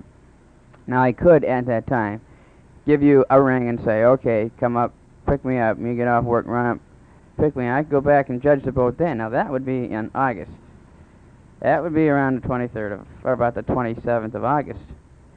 I would have a much better chance, and you would have about 1 month less time, or at least 3 weeks, than if I got to Toro, and it takes about 40 minutes to get your process there and put you on a bus for the LA airport. You buy your ticket right there at Toro, and I'm whisked up to LA, and I just bend their hat and ass to get the boys coming back from Nam up in the air and on their way home. So I'd be up in Portland or up in the Oregon area for, let's say, 2.5 weeks or so, and then filter down the coast, friends to see in San Francisco and Concord, Santa Barbara, etc., and come back to the Oceanside area, and then I can make the judgment there. That would put it around September 20th or so. See, so I could give you the advantage of having 3 weeks there. But, you know, I haven't made up my mind yet. It's just all, if I'm real thirsty when I hit the States, I may make the judgment around August 27th. So if that's the case, now you remember that I've sort of got the weights are in my favor because,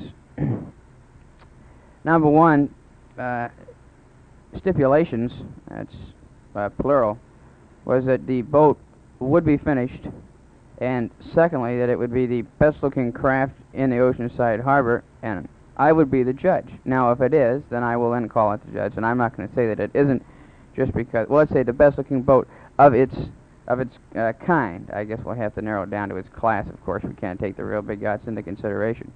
You said something about it being purple. Not that I want to judge anything off if it isn't, but you said purple lacquer and white and nudes hanging off the side, etc., etc. So I'm most anxious to see what your endeavors have reaped during this time.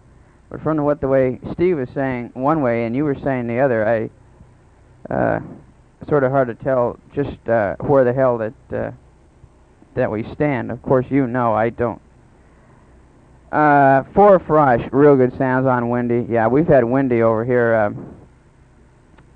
As far as sounds go, Matichak has sent me two 2,400-foot reels of tape, and one 1800-foot reel. And he's put some real good sounds on it. We've got the Letterman singing Wendy. In fact, I got the Letterman in concert, a good album that he sent. Mike had a new album out by some guy called Pat Williams. He has an orchestra. I don't know where Mike got the album at, someplace up in Seattle, but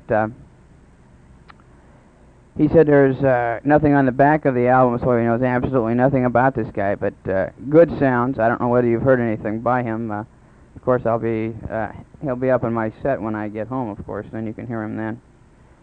Your tape, Gary, you said you're having trouble with the Kai. Your tape, your voice sounded lower and slower, so it sounded like the speed was just dragging a little bit. When you laughed, then it would sound like you, but other than that, it was just a little bit behind on speed. I don't know what could be causing that. Portia is saying yours got 99 or 100,000 miles on it. So thinking about buying a 66, that sounds good. If you mentioned your 4 tickets speeding, that's not too good. In fact, it's not too good at all. They can be pretty darn tough on you down there, as you very well know. So I imagine that you are watching it, that you are walking the thin line down there. A new car, until you get out of the realm of having so many tickets in a certain period of time, you might put a governor on that damn thing. Anyway, the car sounds good. Lloyd Betcham's job at FMC, I believe that's what you said, at GS 13, of course, is a step up, and then, of course, I'll go along with what you said. Excuse me. Oh, Jesus. You wouldn't have the freedom in your job, nor with the variety of work be as much as you have where you're at right now. It sounded good when you came back and threatened Quantico to quit. Crack me up. Well, anyway, it sounded like something took. We don't have too many engineers, working for us, and then if you guys go continuity, forget it. But that'll be good for Cal if it goes through. Of course, to 14. Of course, you up at 13. You said you've been hitting San Diego Liberty, of course, down at the Voyager. As I said, Tom here, when you were talking about that, cracked up and out there in Hotel Circle. Yeah, I'm gonna. With my honey, of course, I want to, try and get down, where all the action is. Carol's all set to go out and boom now. Now she's through her school and in more or less a different proper frame of mind, which I'll get into. And, of course, Steve, he says, hanging close around the Carlsbad Colony Kitchen Cutlass type affair. I'm sorry to hear that the Cutlass is dragging. Are the steaks still as good, or is that drawn down too? Ralph and Eddie's, I doubt whether I'll see that place again in the near future. I've sort of lost my appetite. Steve, real good to hear Steve Areno again. My God, though, he must have been a little sweet on the sauce, because when he comes on, you know how Steve can talk for a half hour and use the biggest words in the world and never really say anything. Tom and, of course, Panza were sitting here, listening, and they kept, looking at me like, who in the hell is this, and what the hell is he trying to say? And I says, you just have to understand Steve. He's talking real funny to hear that, or not funny, sort of good to hear that his kids are coming out.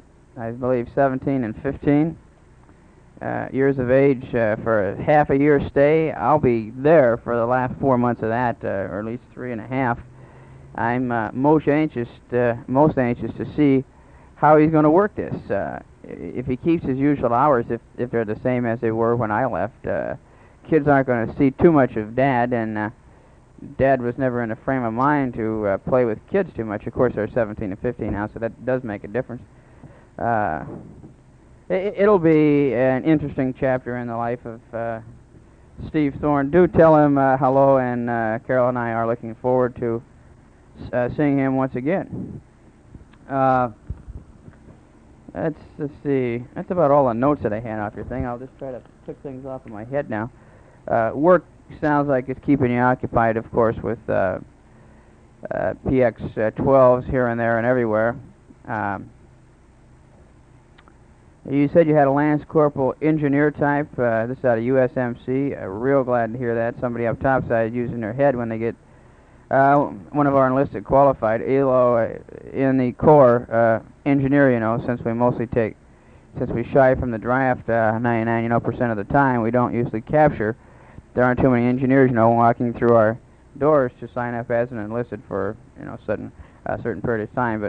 But if we do have one, they're real glad to hear that they have used him properly. What's happened to Smitty? Is he still back in the instrumentation lab, or is his time up and is he out? I imagine that he's still there. Do tell Bob Kelly hello before I forget, and of course Colonel Harris and anybody else there. Let's see, what else you comment on? Let me see, I sent you a letter and I tapped on things after a certain date. It's been awfully hot here. It was hot back, what's the date, 20th of June? Yeah, in May, 110 degrees. Went on that way, and then we had rainstorms, and I got down, we had a real bad lightning storm, and Kowalski just walked in. If he thumps me, I'm dead. So we had a real bad lightning storm and knocked a few people on their ass. First time I've ever come into contact with lightning to such a degree, of course. And in fact, I had my hand on a screen door and juice hit the area, and of course it knocked me about halfway, you know, back across the room. We had a Claymore mine out on our perimeter that was set off by a bolt which just landed right on the top of this Claymore, and about 2 or 3 guys. One guy was killed, 2 men are wounded. One's up in Japan now, and one's on Guam. But rain like I've never seen before, so that settled down the dust. We have a dust here. I mean, a constant wind usually comes up about 9 o'clock in the morning. And we sit up on a fairly big knoll, our camp does, so when the dust blows, we don't have any grass around us as such. There is, you know, in other areas of this base, which is growing by leaps and bounds every day. But in our area, we get this fine, sandy, gritty dust that blows with this wind, and it's, God, this isn't every day, maybe about every other day, but it gets into everything. We've got plastic up on the sides, and of course you put the plastic up on the sides, and it's hot outside, that makes about twice as hot on the inside. There's dust all over the place, dudes, you wouldn't believe it. But sort of makes one think of the Gobi Desert scene. Anyway, the dust was calmed down by this rain, and then when all the water dried up and evaporated, we were back to the heat. Would you believe the other day we had a wet bulb reading of 131 degrees? That's right, 131. It was 119 degrees in the shade. It's a little hot for this fella. I mean, it could drop 40 degrees and still be 90. And that's, you become acclimated somewhat, and but not really that much. That was an exceptional day, of course. Usually it's between 100 and 110 when the sun's out, or 114. It kicked around for about 4 days. But it's hot. My days, I've been running, on the average, I run, I get up about 6:20 in the morning, or about 6:15, and I run 2 miles prior to 7 o'clock and come back and lift weights for about 5 or 6 minutes. Nothing big, you know, just something to loosen up the golden body. And then at nighttime, I run 3 miles just before dark, about a half hour before dark. I just take off around base. I'm clicking off about 5 miles per day. Legs in real good shape. I've done this now, well, since I began, when I had 90 days left. I didn't start running 5 miles till about a week ago. I usually ran 3 miles at night, and then I began kicking the thing in the morning. But I've cranked off every day. It's a total now is about 108 or 9 miles, and as you read this, it'll probably be about 140 miles. I'm shooting for around 300 miles before I go home, which I can reach easily. But feeling real good shape. I haven't had a beer for about 3 or 4 weeks, and I haven't had a cigarette, well, really for about a half a year when I reach my 7th or 8th beer on the times that I have set out to get myself royally drunk, and did so in royal style. Of course, I began to chain smoke, but that's only happened on 2 or 3 occasions in the past half a year or so. Cigarettes, I'm through with those weeds for all practical purposes, and real good shape. Now I'm down about 157 yesterday. Just really feel good. Of course, I'll be gaining weight, you know, when I go home. Hopefully not, but it's tough to, you know, to stay away from the cookies or the bread or the gravy or stuff, you know, back home, although I can do it here. You get home and you go on leave, you know, and then your mom fixes your chow, and then she gets pissed, you know, if you don't eat it and all this jazz, and you start adding a pound here and a pound there. So everything's going along health-wise. Combat-wise, a lot going on with 2,000 meters and out all around the base. As you know, we can get up in the tower right here on the base, and I can see Julian to the north, and I can see Dong Ha about 7 miles to our north. I can see Carroll on a clear day up in the hills right to the left, and of course, landing zone Sharon and landing zone Betty are right next to Quang Tri City, about 2 miles right to our south. They're always soaking up some rockets every night. They got the first cav in there, and of course, when we take over, well, we've got the boundary line right at the Quang Tri River. Charlie's still talking about taking Quang Tri City, but that's, you know, we've been hearing this from the agent reports. We usually kiss him, you know, with arc lights, and we break up any movement, you know, that he might have coming in towards that city. There's the other strikes going on every other day, you know, out about 3 or 4 miles we sit here, you know, and just watch them thump the hell out of them. A lot of action between Dong Ha and Quaviet River. A lot of action. We've been kissed a couple of times, but when we have about 40 killed, he has something like 500 killed. Quezon area, I don't know whether you've heard or what they've had in the papers yet. We are pulling our command group, which is run by this Brigadier General, pulling out of Quezon itself proper. We're going to tear down everything we have in there, and then we're going to run the arc lights, which are your B-52 strikes. We're going to unleash the 52s on Quezon, just stir up anything that we have left in the area.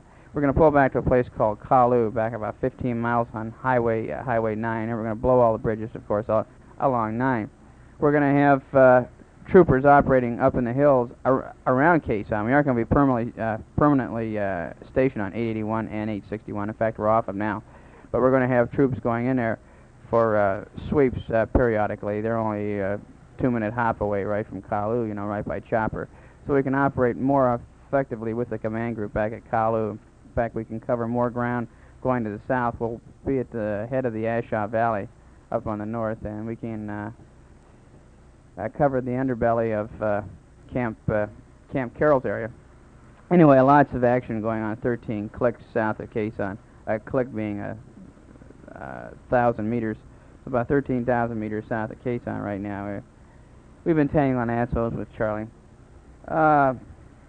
Base itself here, we haven't had any incoming in, geez, I don't know, 2 months? Month and a half. Really been quiet, and this is fine with me. If he can hit this base 2 miles, you know, right down the road, but he doesn't throw anything in here, and we're about twice as big and got twice as much to offer. I don't know what the hell that they're trying to prove. Kowalski. No, it isn't. It's Deuce. Carlsbad. Where are you going now with your shirt off? Oh. I don't know what's going on. Fubai has been soaking up rounds periodically, maybe once every 3 weeks. They get hit ever since we left there the 1st of March, so I'm, you know, much rather be here than I would there. Let's see here, dudes. Oh yeah, you said you got your things on skiing in Oregon. That was, I believe that was summer skiing, wasn't it? Or was that the article on powder snow? I forget what. Don't get that hopped up. You said if you could talk me out going up into Oregon, say like in the wintertime, just to go skiing. First, I want to get you up there in the summertime. I could show you more things better in July and August in the summertime as far as your beauty goes. And then don't forget that we have snow up on the hood all year round. I've already sent you previous articles on skiing in the summertime, so if you really want to ski that bad, we can get you up on the slopes up Mr. Clean, yeah. Kowalski, you know, is bald as an eagle, and he comes back and I says, you know, where the hell you been? He says, I got a haircut. Can you believe that? That means he got the little fur right around his ears were trimmed. But first, I definitely want to get you up there July and August, and I'll show you what the big state is all about. far as your skiing goes, I don't think we really have anything as far as the size and magnitude and offers that you have right there at Mammoth. So I don't think that you get anything more than you have at Mammoth. Of course, Mammoth is one of the best places in the world to ski. But we do have some real good places. And if I do, I'd like to get the Matichek down because he can really show you all the various ski spots, not only in Oregon but also up in Washington. To get on stereo tapes, or what I've purchased so far. Let me check this tape out. It looks like it's getting down to the end of the first side. Yeah, I've still got a little bit more to go. Hey, you never did make any mention, or I haven't heard, how your Sun Valley Union Pacific train trip. As I said on the last tape that I sent you, that I was aware that they had one, and that it was had been a real blast throughout the previous years. But did you ever make it, or do you know what was the outcome on that? I'd be anxious to hear.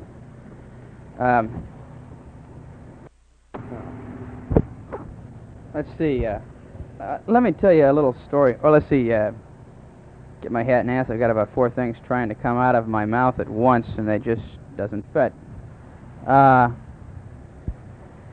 So far on stereo purchases for my second sound system, which will be going in the flood house. There'll be lots of noise in the flood house. I bought a Teak A1200 series. I don't know whether I mentioned this on my letter to you. I'm pretty sure that I did. It's a tape deck only. She doesn't have any amplifiers. She's got your preamps, of course, but sells over here for $173, and in the States for $300. It doesn't have automatic reverse on it. I would have had to gone, the Teak 410 S series sells for $248. We had one of those here, but I wanted the 1200 series because in the Consumer's Report on their report on tape decks about 4 or 5 months ago, they had a Tandberg and a Revlon Mark III or something like that, decks that were check marked at $579 a piece, and then they had this Teak with the 1200 at $300 back in the States, which is check mark. And he says, although it's about $300 cheaper, the difference, well, they could hardly tell.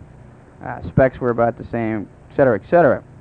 So they had this not only check mark, but marked as a best buy. And of course, I came over here wanting to buy that Teak anyway. Model number I wasn't sure enough about. The A1500 series, which has it's just about the same thing as what I purchased, except it has a few more automatic features on it. Not that much more. Sells for $424 back in the States, and I forget what it sells for here, but I couldn't see shelling out an extra $48-50 just for the automatic reverse. I'm not that old, where I can't change it down now anyway. But it's a real good-looking deck. They put natural walnut all around the outside, and it's definitely going to give me some, it's just she looks like a real good tape deck, and then you can buy a lot of your attachments for it. It's got, of course, sound on sound like they all do nowadays. It's got a stereo echo effect that you can put in, when you want to make your own tapes, of which I'm going to fiddle a lot around with the guitar and a trumpet, just, the flood. Fiddle dick around with this stuff. Okay, so I got the deck out of the way, and I have that sitting here covered up with an army blanket, boxed. I also went out and purchased, came over here with the idea of buying a Sansui 1000 amplifier. I bought a Sansui 2000. It sells for $148 here now. But the other side.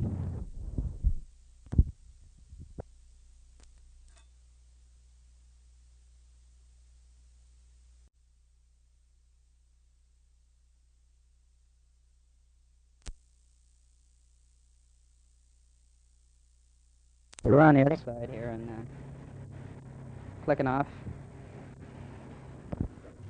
Yeah, I went down and see. I've been sitting up in this PX up here. Well, he's got a real hut, small C hut, like we call them. And we don't get too much of the gear. The gear that comes into the country goes to Da Nang, comes up from Saigon, et cetera, et cetera. So when it filters up here, up around the old DMZ, we don't get too much too often. So all of a sudden, about 3 weeks ago, this amazing amount of gear came in. Well, we've got the only PX that's got a hut.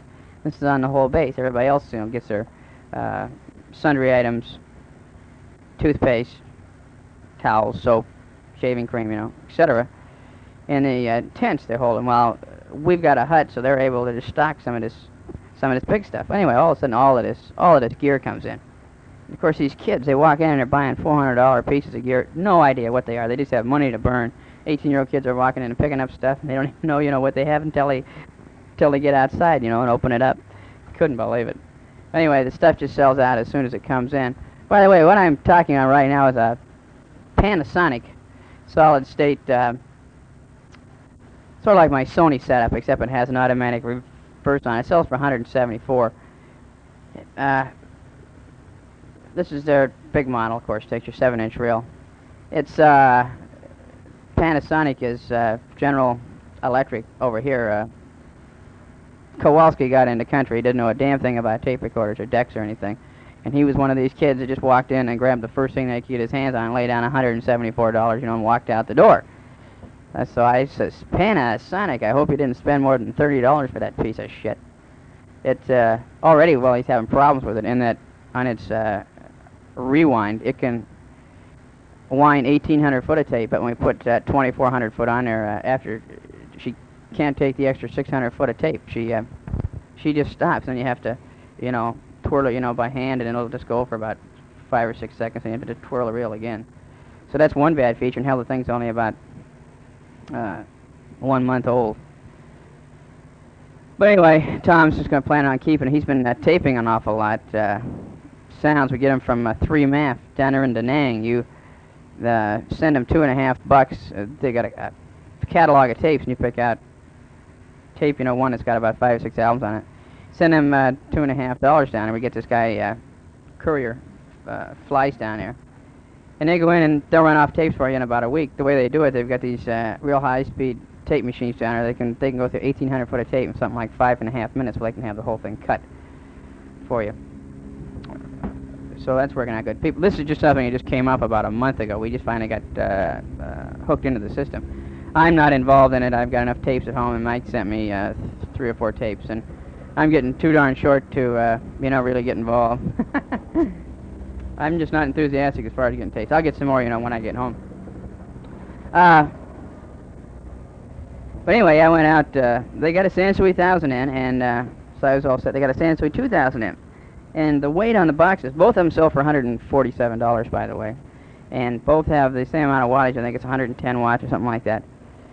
And, but the total weight is on the Sansui, the box is 51 pounds, and I think that's with the packaging and everything. And with the Sansui 2000, at only 31 kilograms, or whatever they call them, pounds. Difference being is that the 2000 is a solid-state stereo receiver, so you don't have the tubes or anything, like that. It's fancy looking on the outside. It's got some push buttons. One feature that it has that the 1000 doesn't is that it can handle 2 separate speaker systems, in that you can have the 2 of your speakers on in the living room, speaker system A, and you can switch and turn those off and turn on speaker system B, which you can have anywhere else in the house. And then thirdly, you can turn on all 4 speakers at once. This is one feature that the Sansui 1000 doesn't have, and so I'm just glad to see that. Kenwood, or Trio, or Kenwood, a couple guys have purchased, they've got also for $147, and it can handle 2 different speaker systems separately. They've got one that's got 130 watts in the good-looking cabinets. That's an extra 20, 30 watts than we have with our Sansui 1000 and 2000.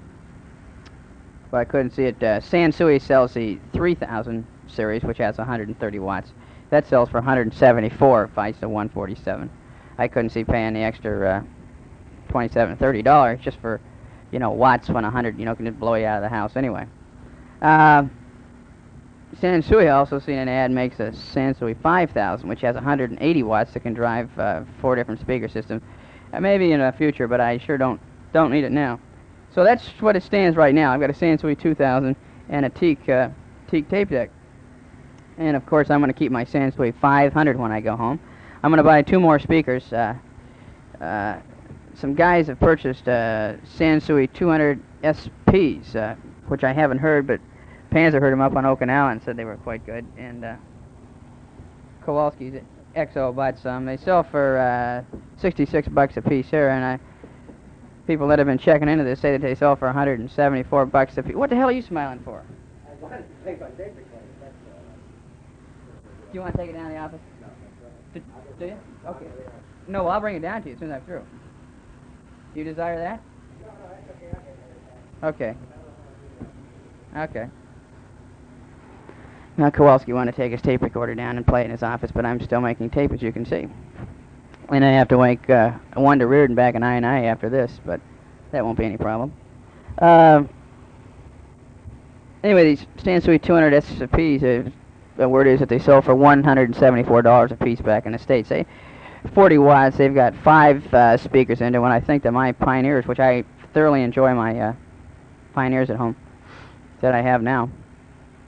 I was thinking about buying another set of those. Anyway, what I want to do with my tape deck and my Sansui now, I've already written to Nona and Cal, which they've already probably talked to you. First, I was going to write to you, but then I thought you wouldn't be home during the daytime. After the 1st of July, probably the first 2 days of the month, as soon as I get some more money, I'm going to just put these in the mail, and it usually takes 2 to 3 weeks. And in one instance, getting to Carroll, I sent her a box, it took 6 weeks. But usually it takes about 3 weeks. I've got permanent change of station orders now, which, according to the postal office people here, if you ship under these orders via the U.S. Postal system, you don't have to pay any customs. So I'm going to enclose a copy of my orders down within the box and tape one to the outside of the box, and of course then I'll have the wrapping around that with the address. And I'm going to do this to both items. I wrote to Cal and to Nona and asked them whether they would be home during the latter part of July and the first part of August, and would they please accept these 2 items as they got them in and hold them at their house until such time that I arrived, and I would then just pick them up. And I told them that they shouldn't have to pay any customs on it, according to what they say here, because according to law, if you've got a copy of orders, then you don't have to pay customs. But if they do press that, would they please pay the customs, which could, I don't know, run me $35 or $45 on a guy's little tape recorder. I don't know how in the hell they work it, but I'm sure it'd cost a few bills. But as far as what everybody tells me, no, that you don't have any. But if they could they please pay off the customs, let me know, and then I'll give them the money ASAP. No sweat there. But I can't see shipping it to home and then having to take it in my car and drive it down to Oceanside. It'd be much easier to ship it. Now, I was going to do this to you first, but I thought, well, you won't be home in the daytime. You might be off on some leave. You might be out on a TAD trip. I don't know. Will you be home? I'm sure that they leave a little note right on your doorstep that you have to pick up a box, but I don't know whether you get, down there at the post office. Let me know if this would be amiable with you. Or not amiable, but agreeable with your summer schedule, or could you possibly do this? As it is now, I am waiting to hear from Nona and Cal, which I should hear from in about 5 or 6 days, as I wrote them back around the first, week and a half in June. Because I don't know, I think Cal last year was talking about going to Hawaii this year to see Annie Rose and everybody, and so I don't know. So if he isn't there, then I'm going to ship it to you, and if you're unable to hack it, then I'll send it to Sally and Tom Miller. Sally, by the way, went to Europe. She worked out something with, somebody else's wife in town. They got a real good deal as far as traveling around Europe for about 5 weeks. Tom didn't go. Sally went. She had fun, I guess. So that's the plan. I'm going to be shipping gear home now. See, now when I go to Okinawa, I could possibly take R&R and go up to Okinawa around the 1st of August and spend a week up there shopping and just shipping home on orders, but that takes, when you ship home government transportation, it takes 60 to 90 days to get to the States. It took 60 days the last time when I came back. And stuff like stereo I want to get right away because that's the first thing that goes on when I move into the house. Speaker system I need now, so if we don't get a shipment in that often here, but if they do, sometime in the next month and a half, I'll purchase those, and I'll be sending my speaker system home probably around the 1st of August via the mail also. And if I do this, that'll either be coming to your house or to Nona's in Cal once again. That leaves me a turntable to buy. I've got that little Gerard 35A at home, which I only use whenever I'm taping, but I want to buy a fairly decent one now. I don't know whether I'll wait till I get home or, what. That'll be the least of my worries. But if I get that speakers, then I'll be all set to go as far as stereo set goes. Carol, as you know, graduated from college on the 12th of June. Really glad to see that. She's real happy, and I'm quite proud. She got a 3.67 out of 4-point, which is good when you've got 3 kids. So she had a 96.7 average. Can't beat that. I studied for state boards between 12 May and 12th of June. She took her state boards on the 11th and 12th of June, I believe. That was from 8 in the morning till 5 in the afternoon, 2 days. I guess they were real bastards. Of course, it encompasses, 4 years, and she went through her first 2 back in 59 and 60 era, or 59 through 61 era. And so she didn't have too much problem, with the stuff that was covered the past year, nor the time in 64 or 5 when she finished her junior year. But she said that before. She said she had a real bitch of a time, and she's come around and cool it with an A or B, so hopefully it's the same old phase again. If she happened to tube it again, I think they take the state boards over again sometime, but sort of throw a mess in our schedule. One can only hope. I think that she did all right. I have no reason to really think otherwise. She should be moving today. They were going to come in and pack and move on the 20th or on the 19th or 20th back there. And she was going to physically leave on Portland on the 24th of June, and she's going to bus it. God rest her soul. Couldn't see paying $509 on a goddamn round-trip ticket to Texas. She's going down to Pampa, Texas. All her other 6 brothers and sisters and a couple of their kids and everybody will be home, and they're going to go home to see Dad, and now's a real good chance. She hasn't been home in about 4 years. So she's going to bus it to Colorado Springs and get off and see her mom's aunt. Of course, her mom's dead, but her mom's sister lives in Colorado Springs, and so that'll give her a 3-day respite there, and kids will have fun and take off and bus it down to Pampa, where she'll set up house down there. I'd hate to be in that house. They got 7 kids, and then they've got the other kids in the family, and the poor father-in-law is going to go out of his mind, but he's been looking forward to having everybody home. So it'll be a real good rest, and that'll just break up time. Now, when I get home, the plan was she'll probably fly back to Portland with the kids, and of course, they'll meet me in Portland when I arrive. There's been some issue. For years, the father-in-law promised her a car when and if she ever got out of college. Well, he called her graduation night, that's 12th of May, and the first thing he said was, "How in the hell is your car running?" And he's hinted and talked around and says, "Well, I want to have Pat down here, when he gets back. I have something I want to get you." But he hasn't come out and physically said, "I am going to buy you a new car." Well, one can only hope. Of course, when I'm driving a 62 Falcon and it's got upwards of 95,000 miles on it, I am in desperate need. Been having trouble with the car all year long, Gary, and that when I left Oceanside last time, or when I drove up, the thing had a tendency to heat up. We flushed out the radiator and put coolant and everything, but you get it over 50 or 60 miles any length of time, it just heats up. Now you can drive at 40 and under, for the rest of your life. I might have a warped head. Kowalski was telling me, or the block could be cracked. Now, I don't know how in the hell that could just possibly happen or what. Carol's been using it all year, but like when she drives to the hood, well, the thing will heat up, she gets any distance right out of town. Although she can just make it, she has to stop, and just put some more water into it. She says now that the radiator's pretty well shot, and they're going to try to patch holes in it while she's home, but if they can't, it'll have to go for a new radiator, which could cost $70.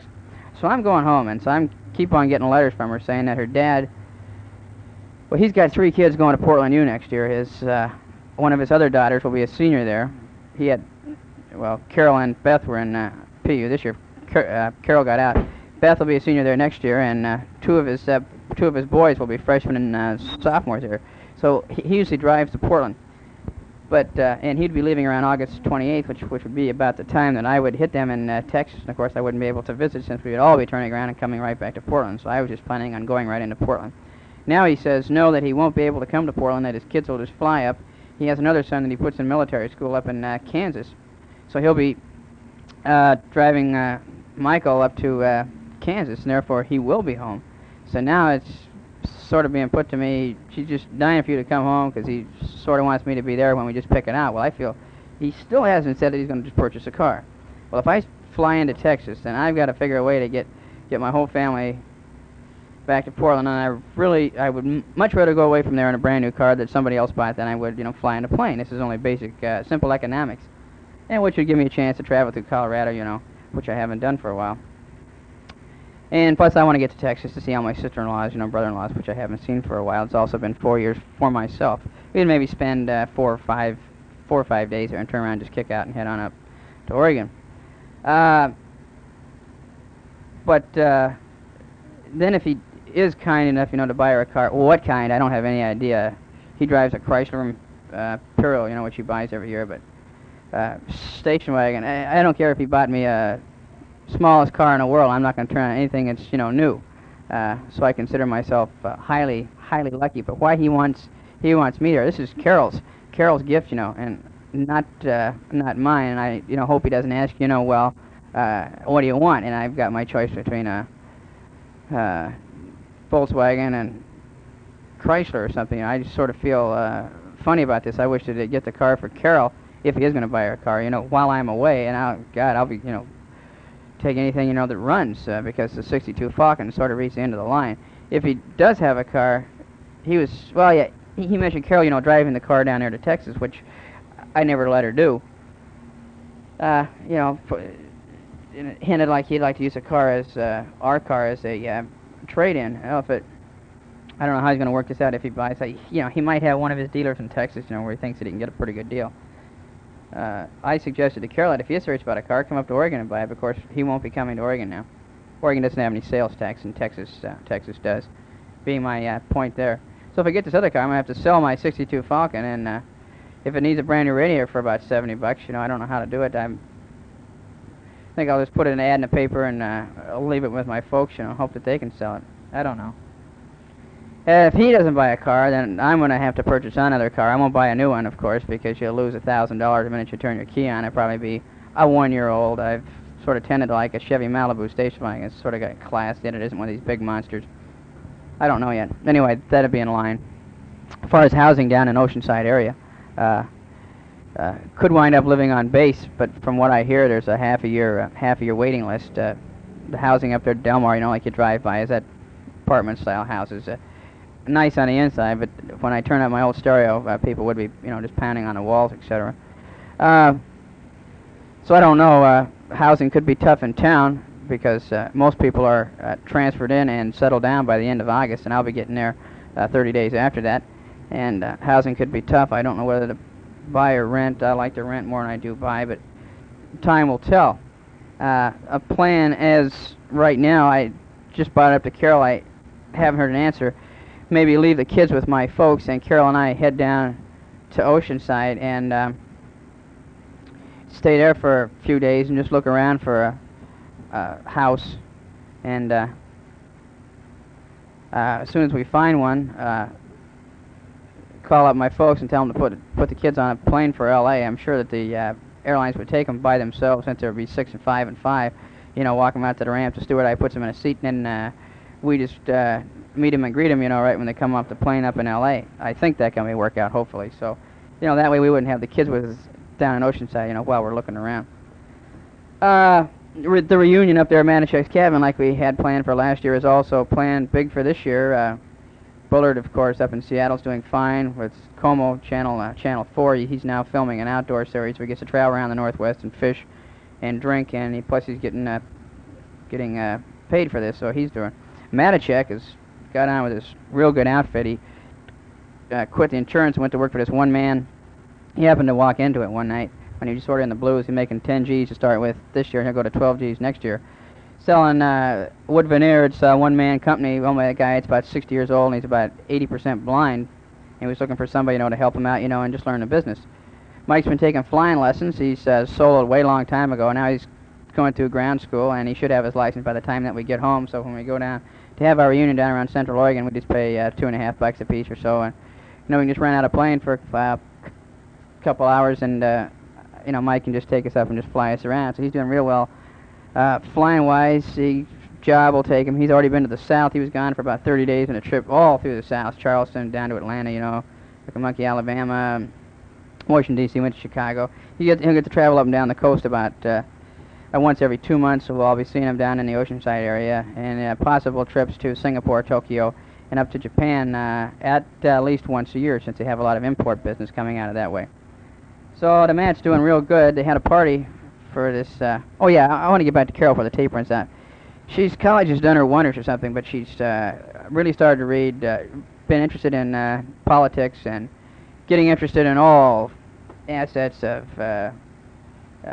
PTA and getting mixed up in civil affairs. And I'm saying, whoa, baby, I want to come home, sit down, relax a little bit, and just, mix a drink. And she's all hot to get, just tangled up in all these little activities. So I'm going to have to calm her down. She's also been going out and booming quite a lot, with the girls after towards the end of the year, which was unlike Carol, and she'd really been having a real good time. Anyway, and plus she looks good too. She's had her hair fixed differently. She looks tough. God, I hardly wait to get my hands on my little lover. Let me tell you, it's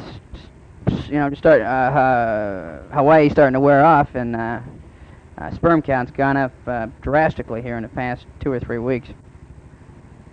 Anyway, the reunion planned up at Matichek's cabin's gone big. Bullard will be down. We got a couple couples from Portland, maybe one coming up from Monterey. We got a guy going to grad school at Monterey, one of our old buddies, and hopefully he'll be able to make it up. Invites have also gone out back to Smale back in Detroit, but he probably won't be able to make it since school will be starting and he'll be teaching at that time. Another one went out to Jim Stiven, who's the ex-UCLA student body president, 62. He's Marine Corps. Now he's got 1 year of law school left at LA, and he'll be settling down in San Diego. But I don't think he'll be able to make it up either because of the kids and because of his own school situation. Anyway, big reunions planned. Also, a big reunion party for Fred when I get back to Portland. People are already starting to make plans for that. But other than that, I don't have too much planned. I probably want to get down to the coast, down the Oregon coast, down at a cabin down there, and up the cabin up at the hood. Other than that, don't have too much planned. Probably just spend about 2 weeks up there.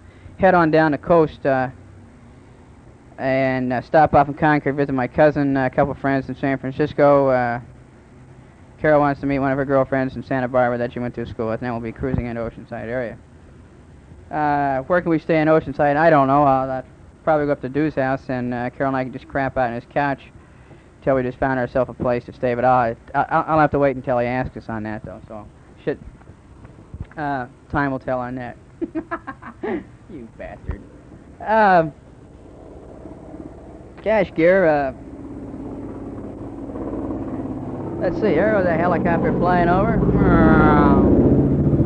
Got so damn many helicopters over here you wouldn't believe, especially these Cobra, gunships. The first Cavs got them now. The Corps going to have them over here by, I think, the end of August.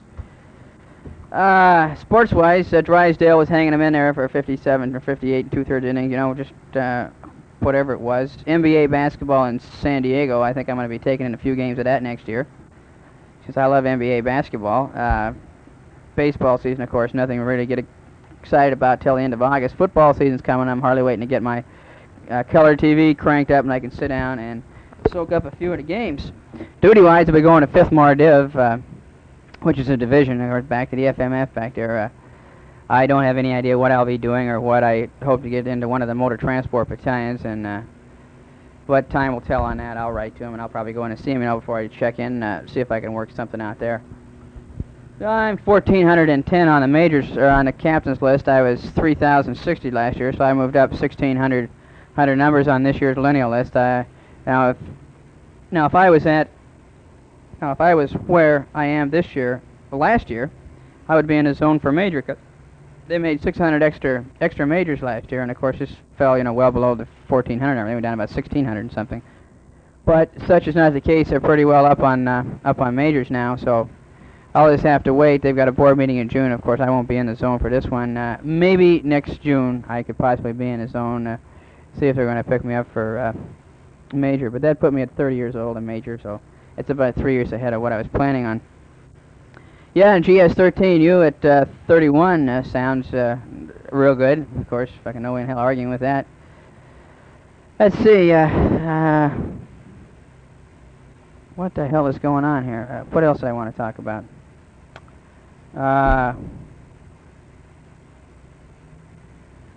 Housing Oceanside. Did Cal ever sell the Flying Dutchman that he had? I know he was talking about it last year, you know, before we left. Anxious to hear on that.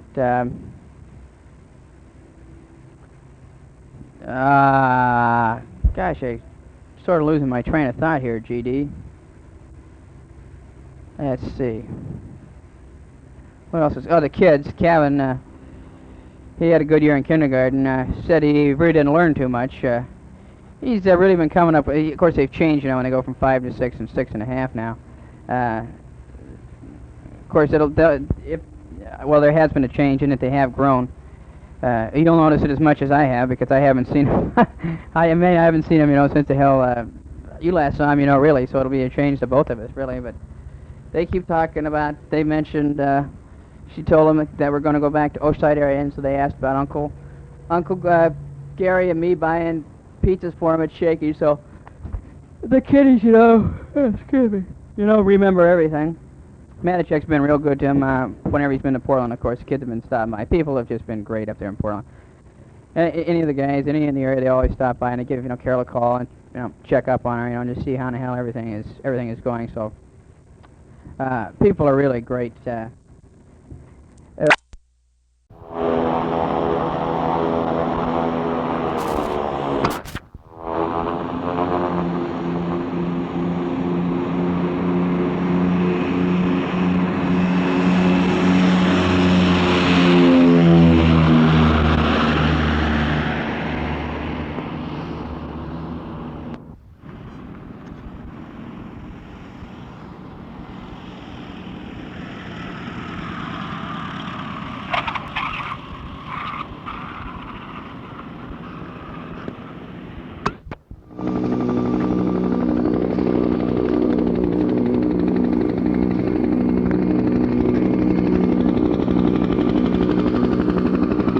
Here they come, babes. Look at them. Ah. Double holes in that one.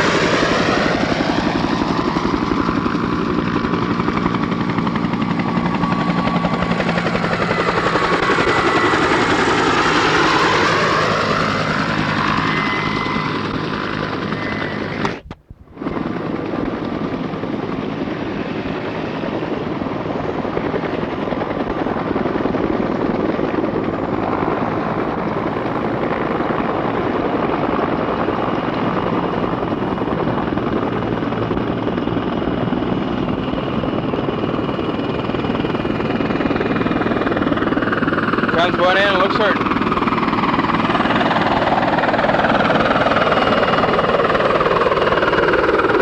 Against a background of planes taking off, C-123 carrying strong men armed into battle against the insurgent Viet Cong NVA forces. This is Vietnam today.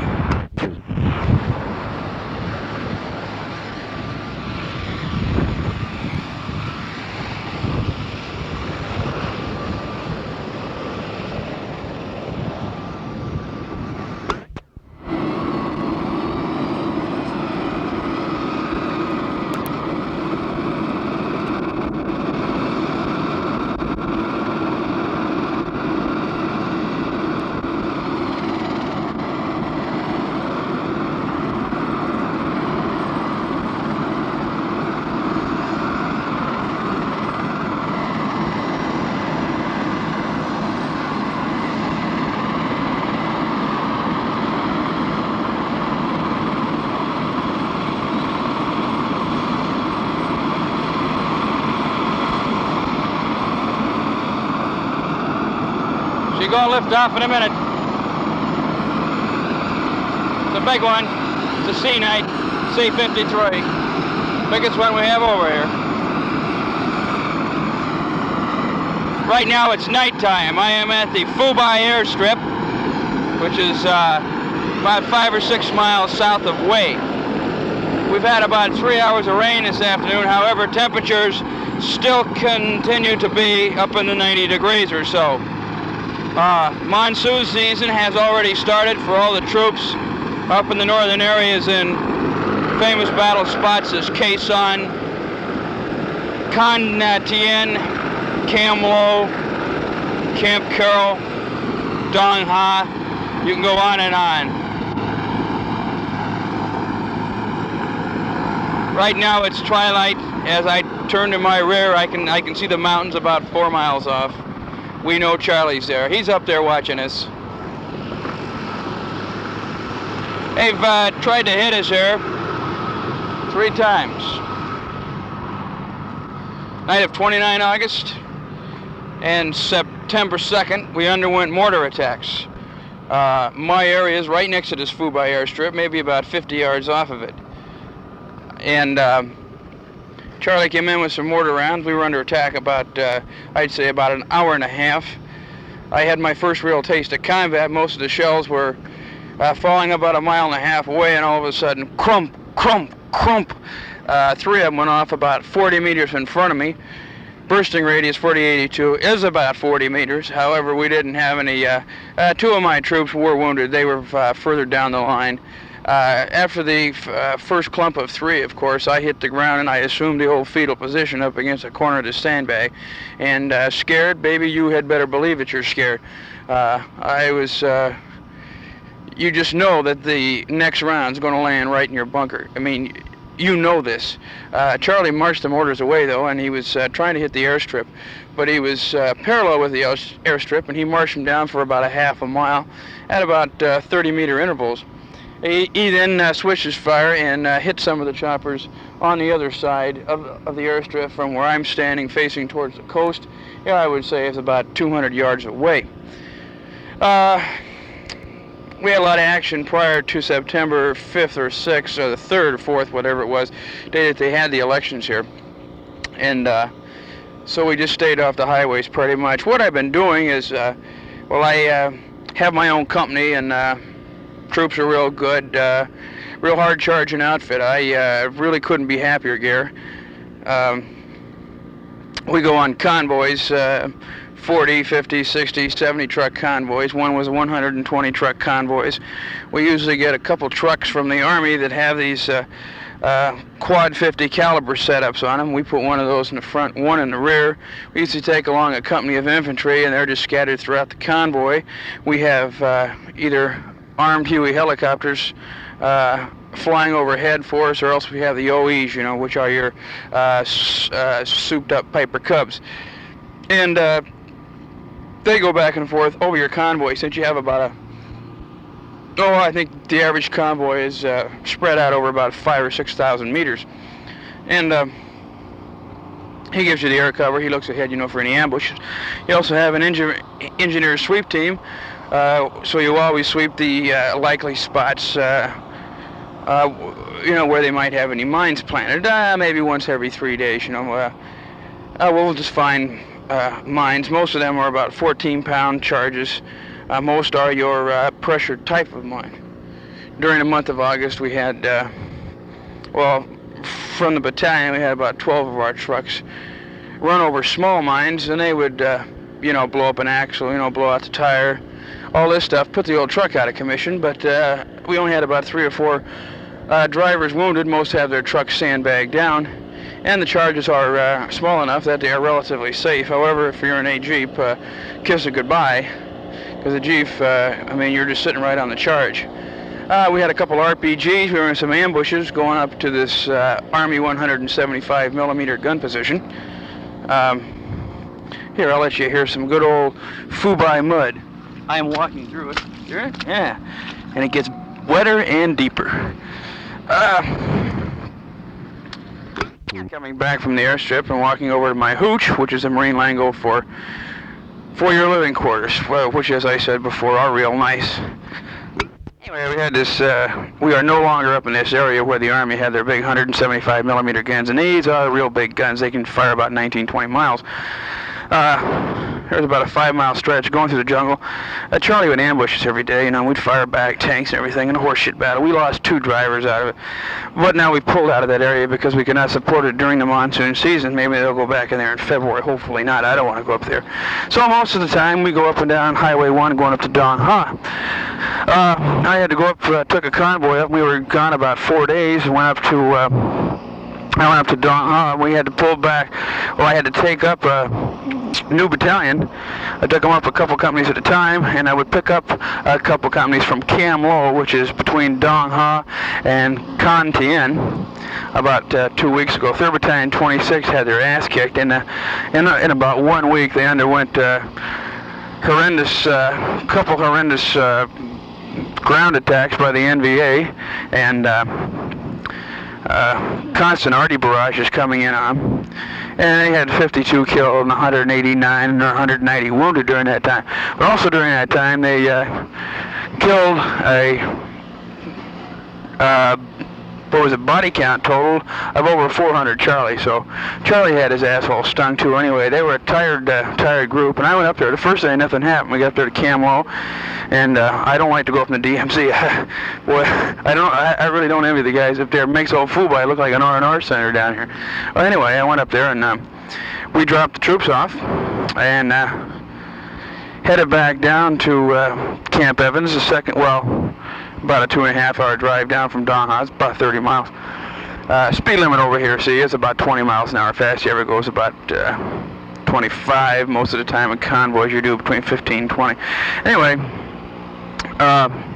second day we went up, and I was about 3 miles south of Dong Ha. I was pulling up to pass this Army truck. It had this Quad 50 on it.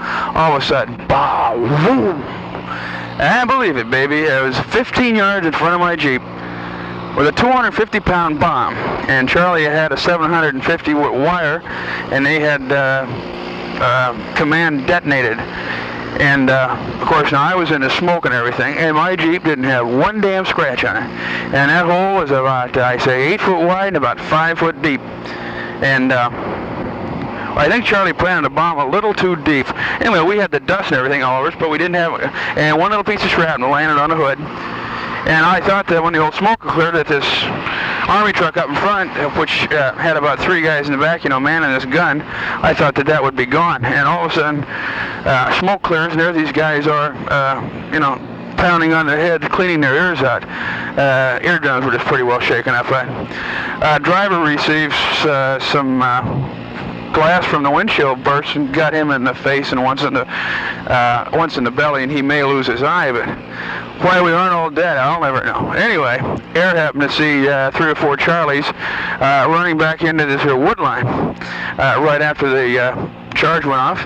So we sent troops in after them, and it's about 500 meters away. As soon as they reached the wood line, contact was made. One of our corporals was killed immediately. He got it through the heart. And so we're standing on the highway, and they're in there, banging away, and they opened up, and they had a beautiful firefight for about 10 minutes. They killed 3 more Charlies. One was an NVA officer, and what the hell that he was doing down there, on a small job, of just setting off mines. I don't know. Well, anyway, kill him, the OE.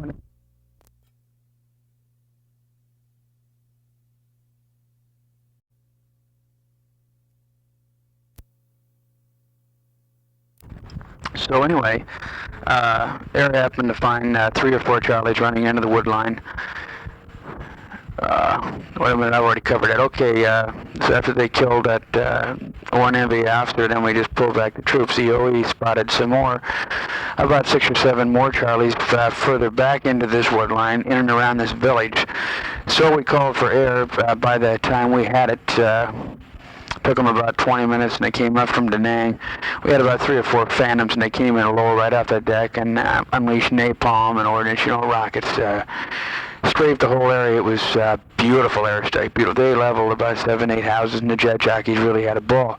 And well, we got our hat and ass together and went on up past Dong Ha and went to Cam Lo, where I had dropped and picked up troops the day before. However, we had to go up and pick up troops and also drop off about 2 miles further up towards Con Tien than I had been the other day. So, but to get up there, you have to go. It just sits up on the top of this hill, sort of like, and you're way out in the open. And Charlie can sit there, miles back, and of course he has his eyes on you.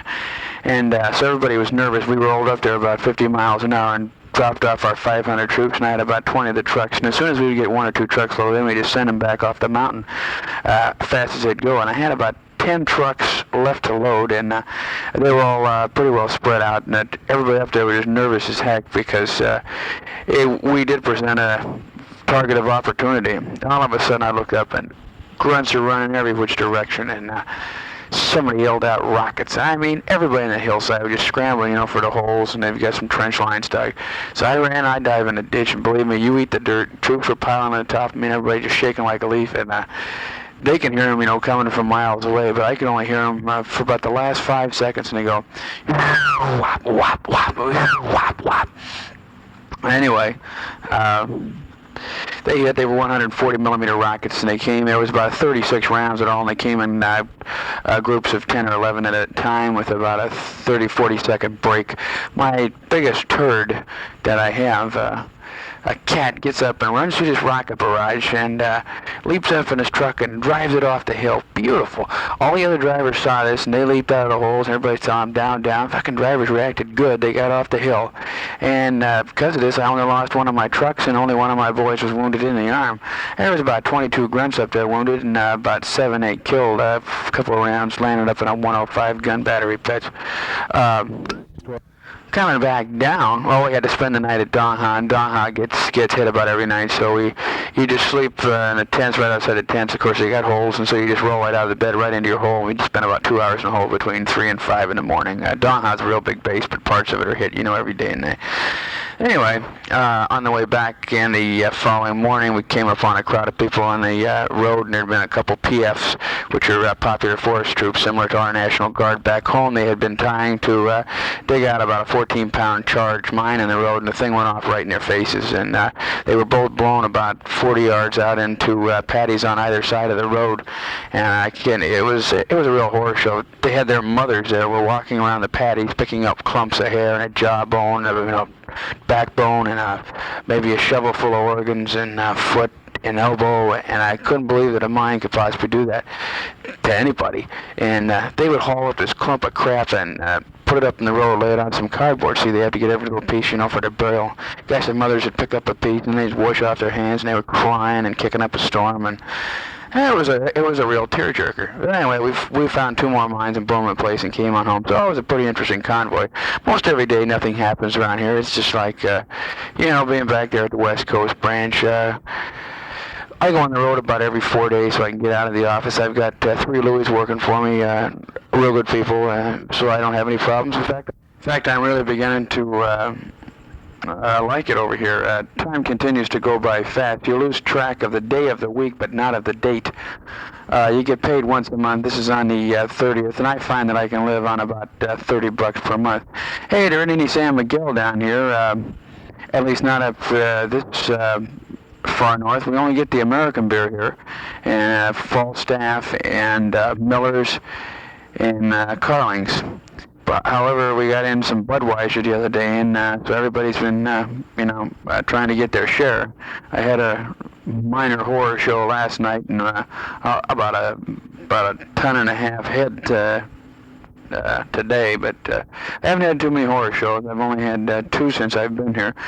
How are the horror shows back there?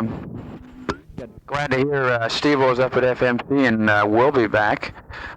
Testing sounds good. We could sure use those steel hub brakes over here. I hope to heck to tell you, guys, we're going through brakes right now, and everybody just stocking up right for the monsoon season. I guess that you have to change them on your trucks about once a week. I guess there's a real horror show there. Glad you're moving down to Oceanside. I thought that you'd move prior to this, and in fact, I'm even glad that your progress in that thing is, like you say, well, it's heavy, and heavy objects sink awful fast. But good luck in that boat. Say hi to the gang for me back there, and if I would really enjoy it if you could take your tape recorder down to one of the parties, and get everybody on it.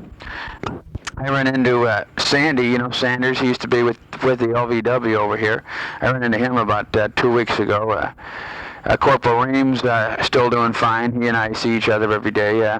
God, I run into everybody over here. It's just, in fact, I'm beginning to wonder, who's left back there in the States. Both your staff and officers, people that I have met, in my short 6.5 years in the Corps. Carol's in nursing school now, started last week. She's got classes at night, two nights a week, and she's back on the floor now, and she's giving her hypos and, doing everything right like the nurses do in the hospital. And so she eats that up. She should have her RN come in May. I'll probably meet her at the earliest, the first week or so in January, meet her in Honolulu. Or it'd be the last of February. We haven't made up our minds yet. Kevin and the twins are doing fine. In fact, they send me tapes and everything, and I listen to their lovely little giggling voices. They're really beginning to talk good now. Kevin started kindergarten about 2 weeks ago and loves it. He was on a track team up there in Portland. I was also taking softball lessons. Wayne Colas fell in love with the girl down there around Clemente or Irvine or someplace during the last month that he was at Pendleton, and so he brings her up there to Portland, and they were out driving, they were out in the woods one night, and this son of a bitch got himself engaged. Now he'll be married Christmas time. Matichek, the boy that you didn't meet, the one I had the heel, the ones twins were always talking about. He's up in Seattle. He went over to Helena and met a girl from Louisville that happened to be visiting up there, and Mike's in Seattle, and I guess that they both fell in love right on the spot, and he hasn't been hit like this, so nothing definite yet, but he'll probably get himself married in June. It pisses me off that I'm not going to be back for the wedding, which leads me up to you. It seems like the batches are all full, and you're about due. However, as long as you can keep on getting animals, like the one you had down at Oak Clemente. But don't tell me about that stuff, man. I'm over here locked on to shit Neverland over here. This little tape recorder really picks up the sounds, as can be evidenced by the airport sounds back at the start of this tape. Please tell Cal and Nona, give them a big hello, and the same for Bob and Al and the gang, Welby and Dow, and hey, I've written 2 or 3 letters back there. Nobody's answered me. I want to know when and how they sent out that gear that I left behind. I still haven't received it. It's been about a month and a half. I'd like to get some idea or feel, when that gear would be coming. We get movies here every night, most of them good. Chow continues to be excellent. We have barbecued steak once a week, all you want, and roast beef, and can't bitch about the chow. That's been good. Poor infantry guys that live out here in the field in the rain up in the mud. I've really got to respect for them, but I don't envy them at all. I'm glad right where I'm at, Motor T. They get up there and it's hand-to-hand crap, and not for the big fella. I'll take my chances with the landmines and ambushes, but not that everyday stuff up there. The outfits are really amazing. We're building a new airstrip about 7 miles south of Dong Ha, and they went up there last week and they says, build here, and in 1 week you wouldn't believe it. They've got the airstrip outlined. They have about 26 huts up. They've got the shitters in, they got pipelines halfway laid. They're crummy looking outfit, but they can build anything, anywhere, at any time, faster than anybody in the world. They got some good engineers in there. Really amazing. The football season here. We listen to the UCLA-Tennessee game. We get 1 a week up there. We get TV, so we should have games coming on TV. Oregon launched at Cal only because they lost their sophomore quarterback after the first quarter. Taping games. She taped the Oregon State Stanford and the Oregon Cal game and sends them to me. So I should get the home games. Then I've got Matichek sends me the sport pages from Seattle. Thanks for that postcard from back in Baltimore Street that took me home, and the sound that you had on your tape were real good. Yes, I have access to a stereo tape recorder. In fact, I have a Sony 350 sitting right underneath my rack. So yes, if you want to send me tapes and music, send them on over. I don't have any music as yet. Carol's going to send me some. But, yeah, I like your style. You're just putting together, a little bit of class, and then good FM down there in Southern Cal. Hard to beat.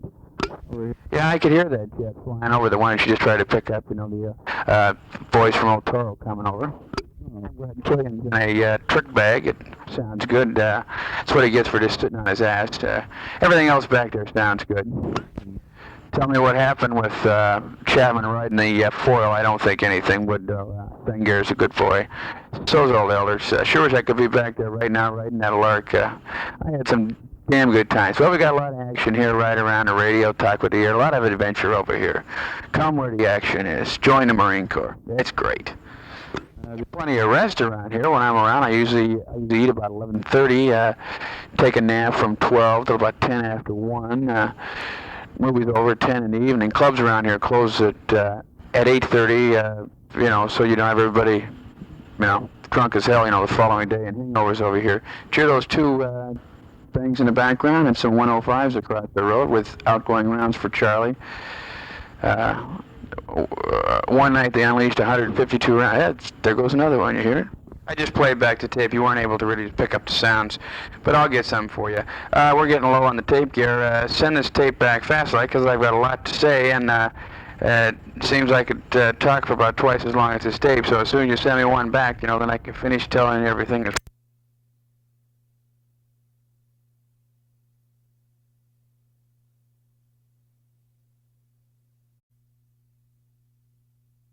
I bought myself a little tape recorder here for about $45, and I was just going to send them back to Carol, and I thought, heck, I know about 7, 8 guys, and they've all got tape recorders. I know that you never use yours, but now maybe you will.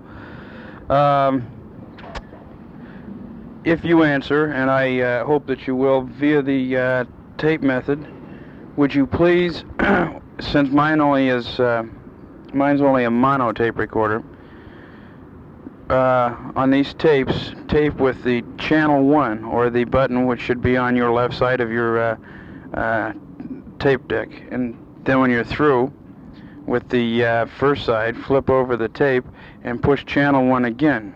This way, on your stereo set, this will be recording on channel 1 and channel 4, but on mine it'll just come out perfect. If you don't, then I'm not going to be able to understand what you say.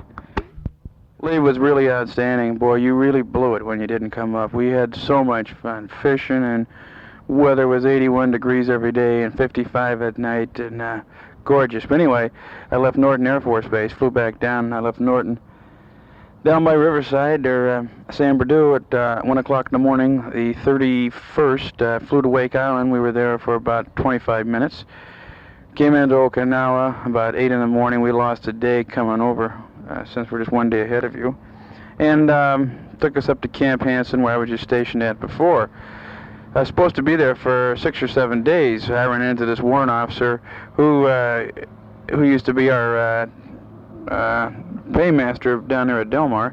He was over here, and he said, well, I'll get you off of the flight down south.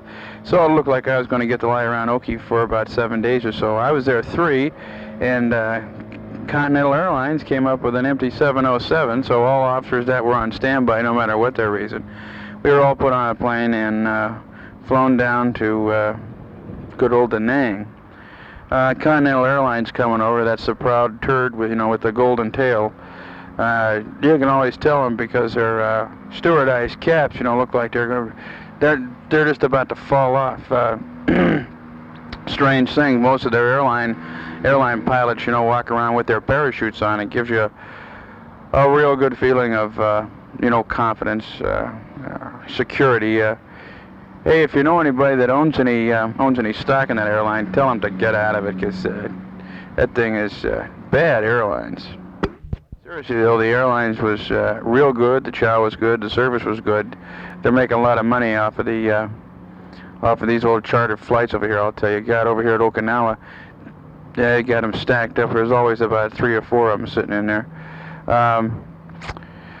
We get into Nang about 8 or 8:30 in the evening, and you get off, and stewardess sees you off there, and she says, I hope to see you in about a year, and we hope that you fly our airlines, so everybody gives her a dirty look, and we go off and we come to this crappy old tent, and dust all over the place, and it's about 88 degrees all night long, and they put us up about 80 yards right off the north end of the runway down there at Da Nang, and God, you wouldn't believe the gear that we have in Nang. It's just unbelievable. And the jets all night long, must have been 12 of them an hour, taking off. And I guess from about 2 in the morning on, all that I heard, they were on their way going up, north, going up to Hanoi and up in that area. And then all the rest, close air support all over the country. Unbelievable, though, just jets coming and going every which way. So I had to catch a flight out of Da Nang after about 2 days, and it was 120, 122, I think, the first day. Right now it's about 105 or 6, I think, and it's about 1 o'clock, almost 1 o'clock.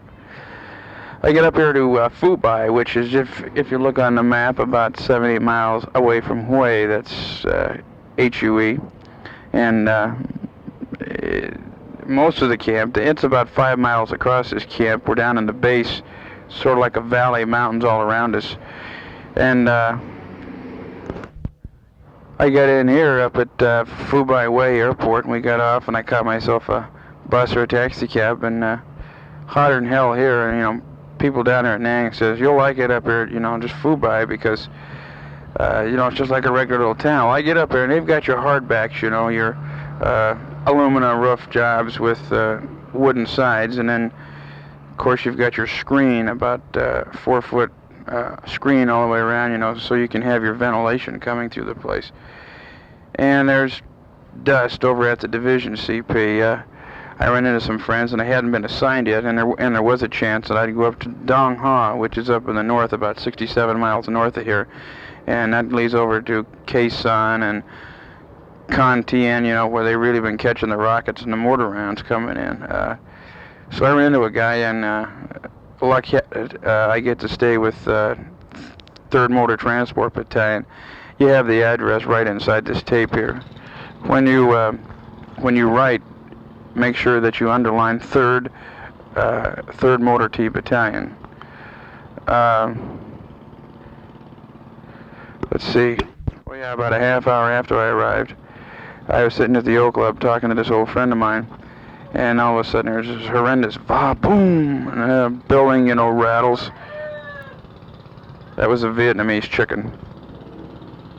There was an amazing va-boom that just went off, and God, we all dove on the floor, and so we got him. Somebody said short round, 155, and I thought, oh my God, here we go. And so about 10 minutes afterwards, horrendous explosions start, bang, bang, boom, going off, and it was our ammo dump that just started to go, and I've heard anywhere from $1 million damage to 10 million, and somebody today came up and said there was $1 billion worth of ammunition went up. But believe me, we run our old foxholes, sandbag bunkers right away, and I'm hugging the ground because I didn't have any helmet yet. So I'm looking down at the ground, my eyes are looking right there at the ground. I'm, hugging up against the wall, and I look down, there's a couple little frogs there looking up at me. So I laugh, so I'm just playing with the frogs, and shrapnel was zipping all over the place, and the buildings were rattling, and it went on for about 2.5 hours and lit up the sky, and Charlie was probably up in the hills laughing his ass off at us. So now we're transporting ammunition up here, the airlift's coming in, and the trucks are rolling. So that just created one big problem. We should have more ammunition back here. So keep on paying all of your taxes, and we do things like this, once in a while. Accidents will happen. Living conditions here, you would probably laugh, but I'm right off the airstrip. Well, we've got some helicopters over here at Phu-Bai, and there's some dust, but we've got about the best living conditions north of Da Nang. We've got a real nice officers club. Last night we had steaks. We've got a movies every night, lounge chairs looking out, and our huts that we live in, Stromback's huts, 4 of us, plenty of room. We have a housemaid, and there's about 5 or 6 Vietnamese families living all around us here. In fact, I'm looking at 2 or 3 huts, and these are the old quarters, built by the French here years ago. And the people live in them. They got their chickens, and they do the laundry for us and the sewing and come in, clean up. It's just like Okinawa. We got to pay them 500 piastres. Oh, there's 4 of us have to pay her a total of $5 per month. So that's only about $1.25, piece. So unbelievable. And there aren't many places over here, you know. Wow.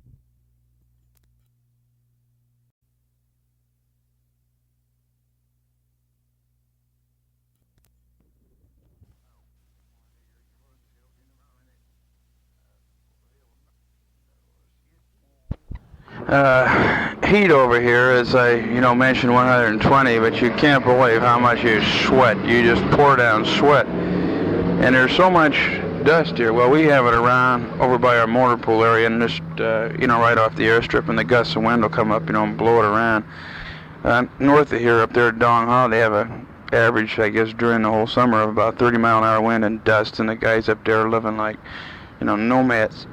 Tents are all blown down, there's dust and everything, and guys that got tape recorders over here that they've just got a half inch of dust on, and they turn it off, and you hear the sand grinding, and oh Jesus. Anyway, so sweat an awful lot. There's so much dust that over here at our Fubai, over at the Division CP, they have these big open areas over here and just dust, and then they say soon as the monsoon season starts, of course, this dust and everything turns into one great big huge quagmire. And last year, 2 guys were in mud, or sand type mud, quicksand type mud, just walking, trying to get to the old PX. They ran up to their armpits, before they got any ropes to them. So they have to just rope off the area. Everybody has to walk on the roads. Nobody can get off the roads. It's unbelievable, I guess. I brought the foul weather gear from T&E down there. I guess I'm really going to need it. And the monsoon should start in about 2 months or so, 2.5 months. I'm going out in a convoy today. This will be my first time out. We're going to go about 30 miles north, and I'm, I got my 45 and my helmet down around my shoulders, and, sit there flakjacking. Everybody else is laughing. They haven't had a mine incident here in about a month. We've had about 5 or 6 people killed out of the battalion, and in the last 5 months, 6 months, and they've been averaging about 160,000 miles a month, which is a hell of a lot of miles up and down.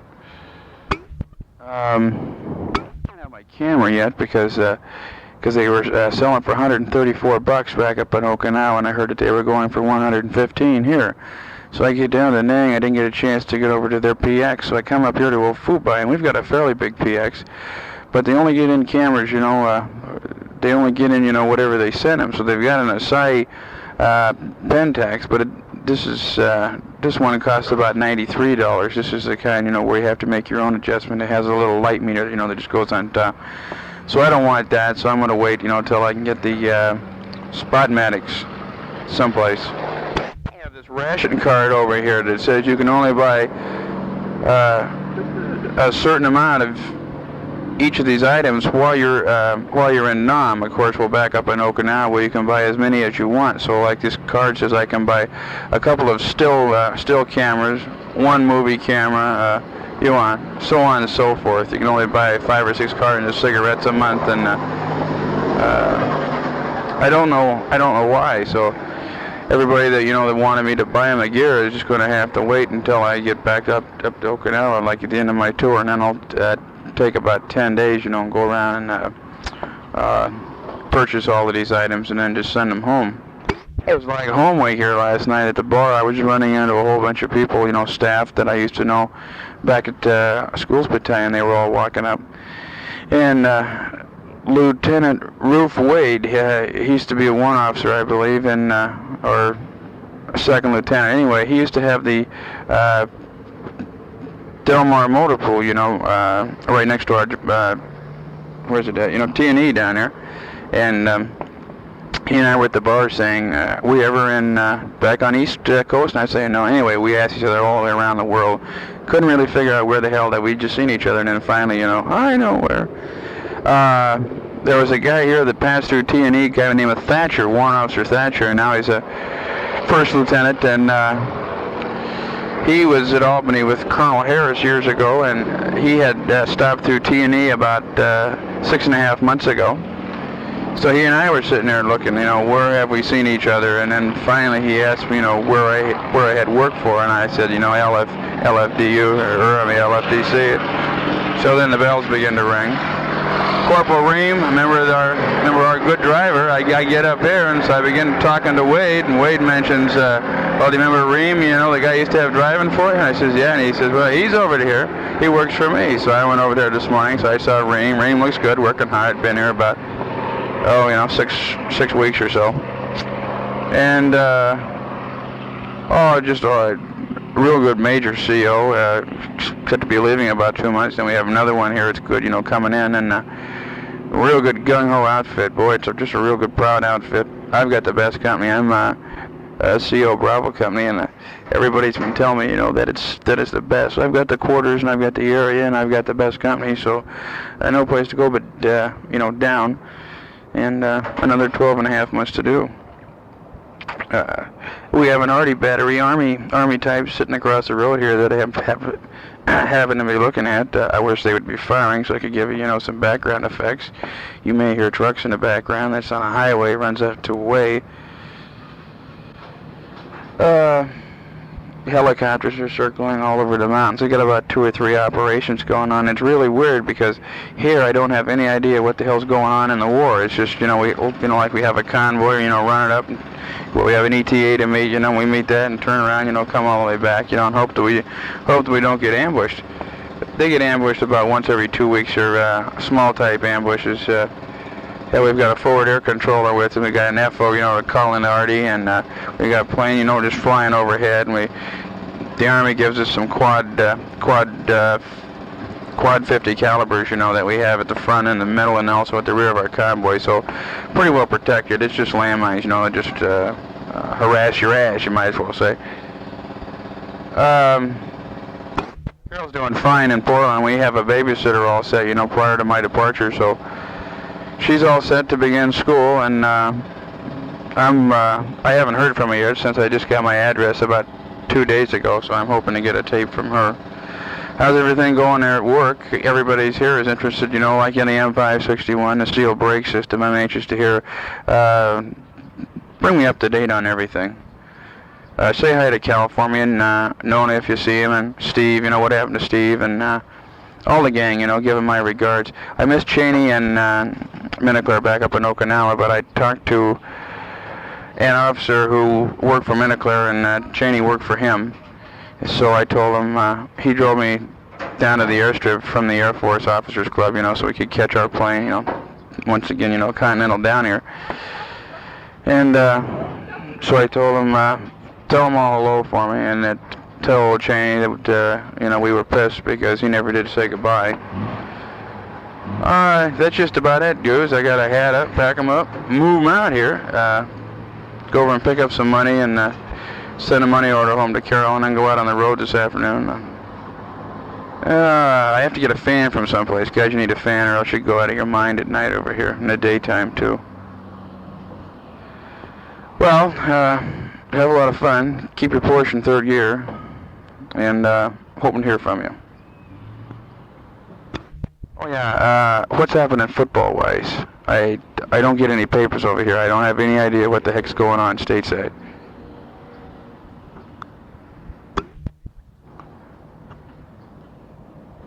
See you later. Arriba, arriba, arriba, arriba.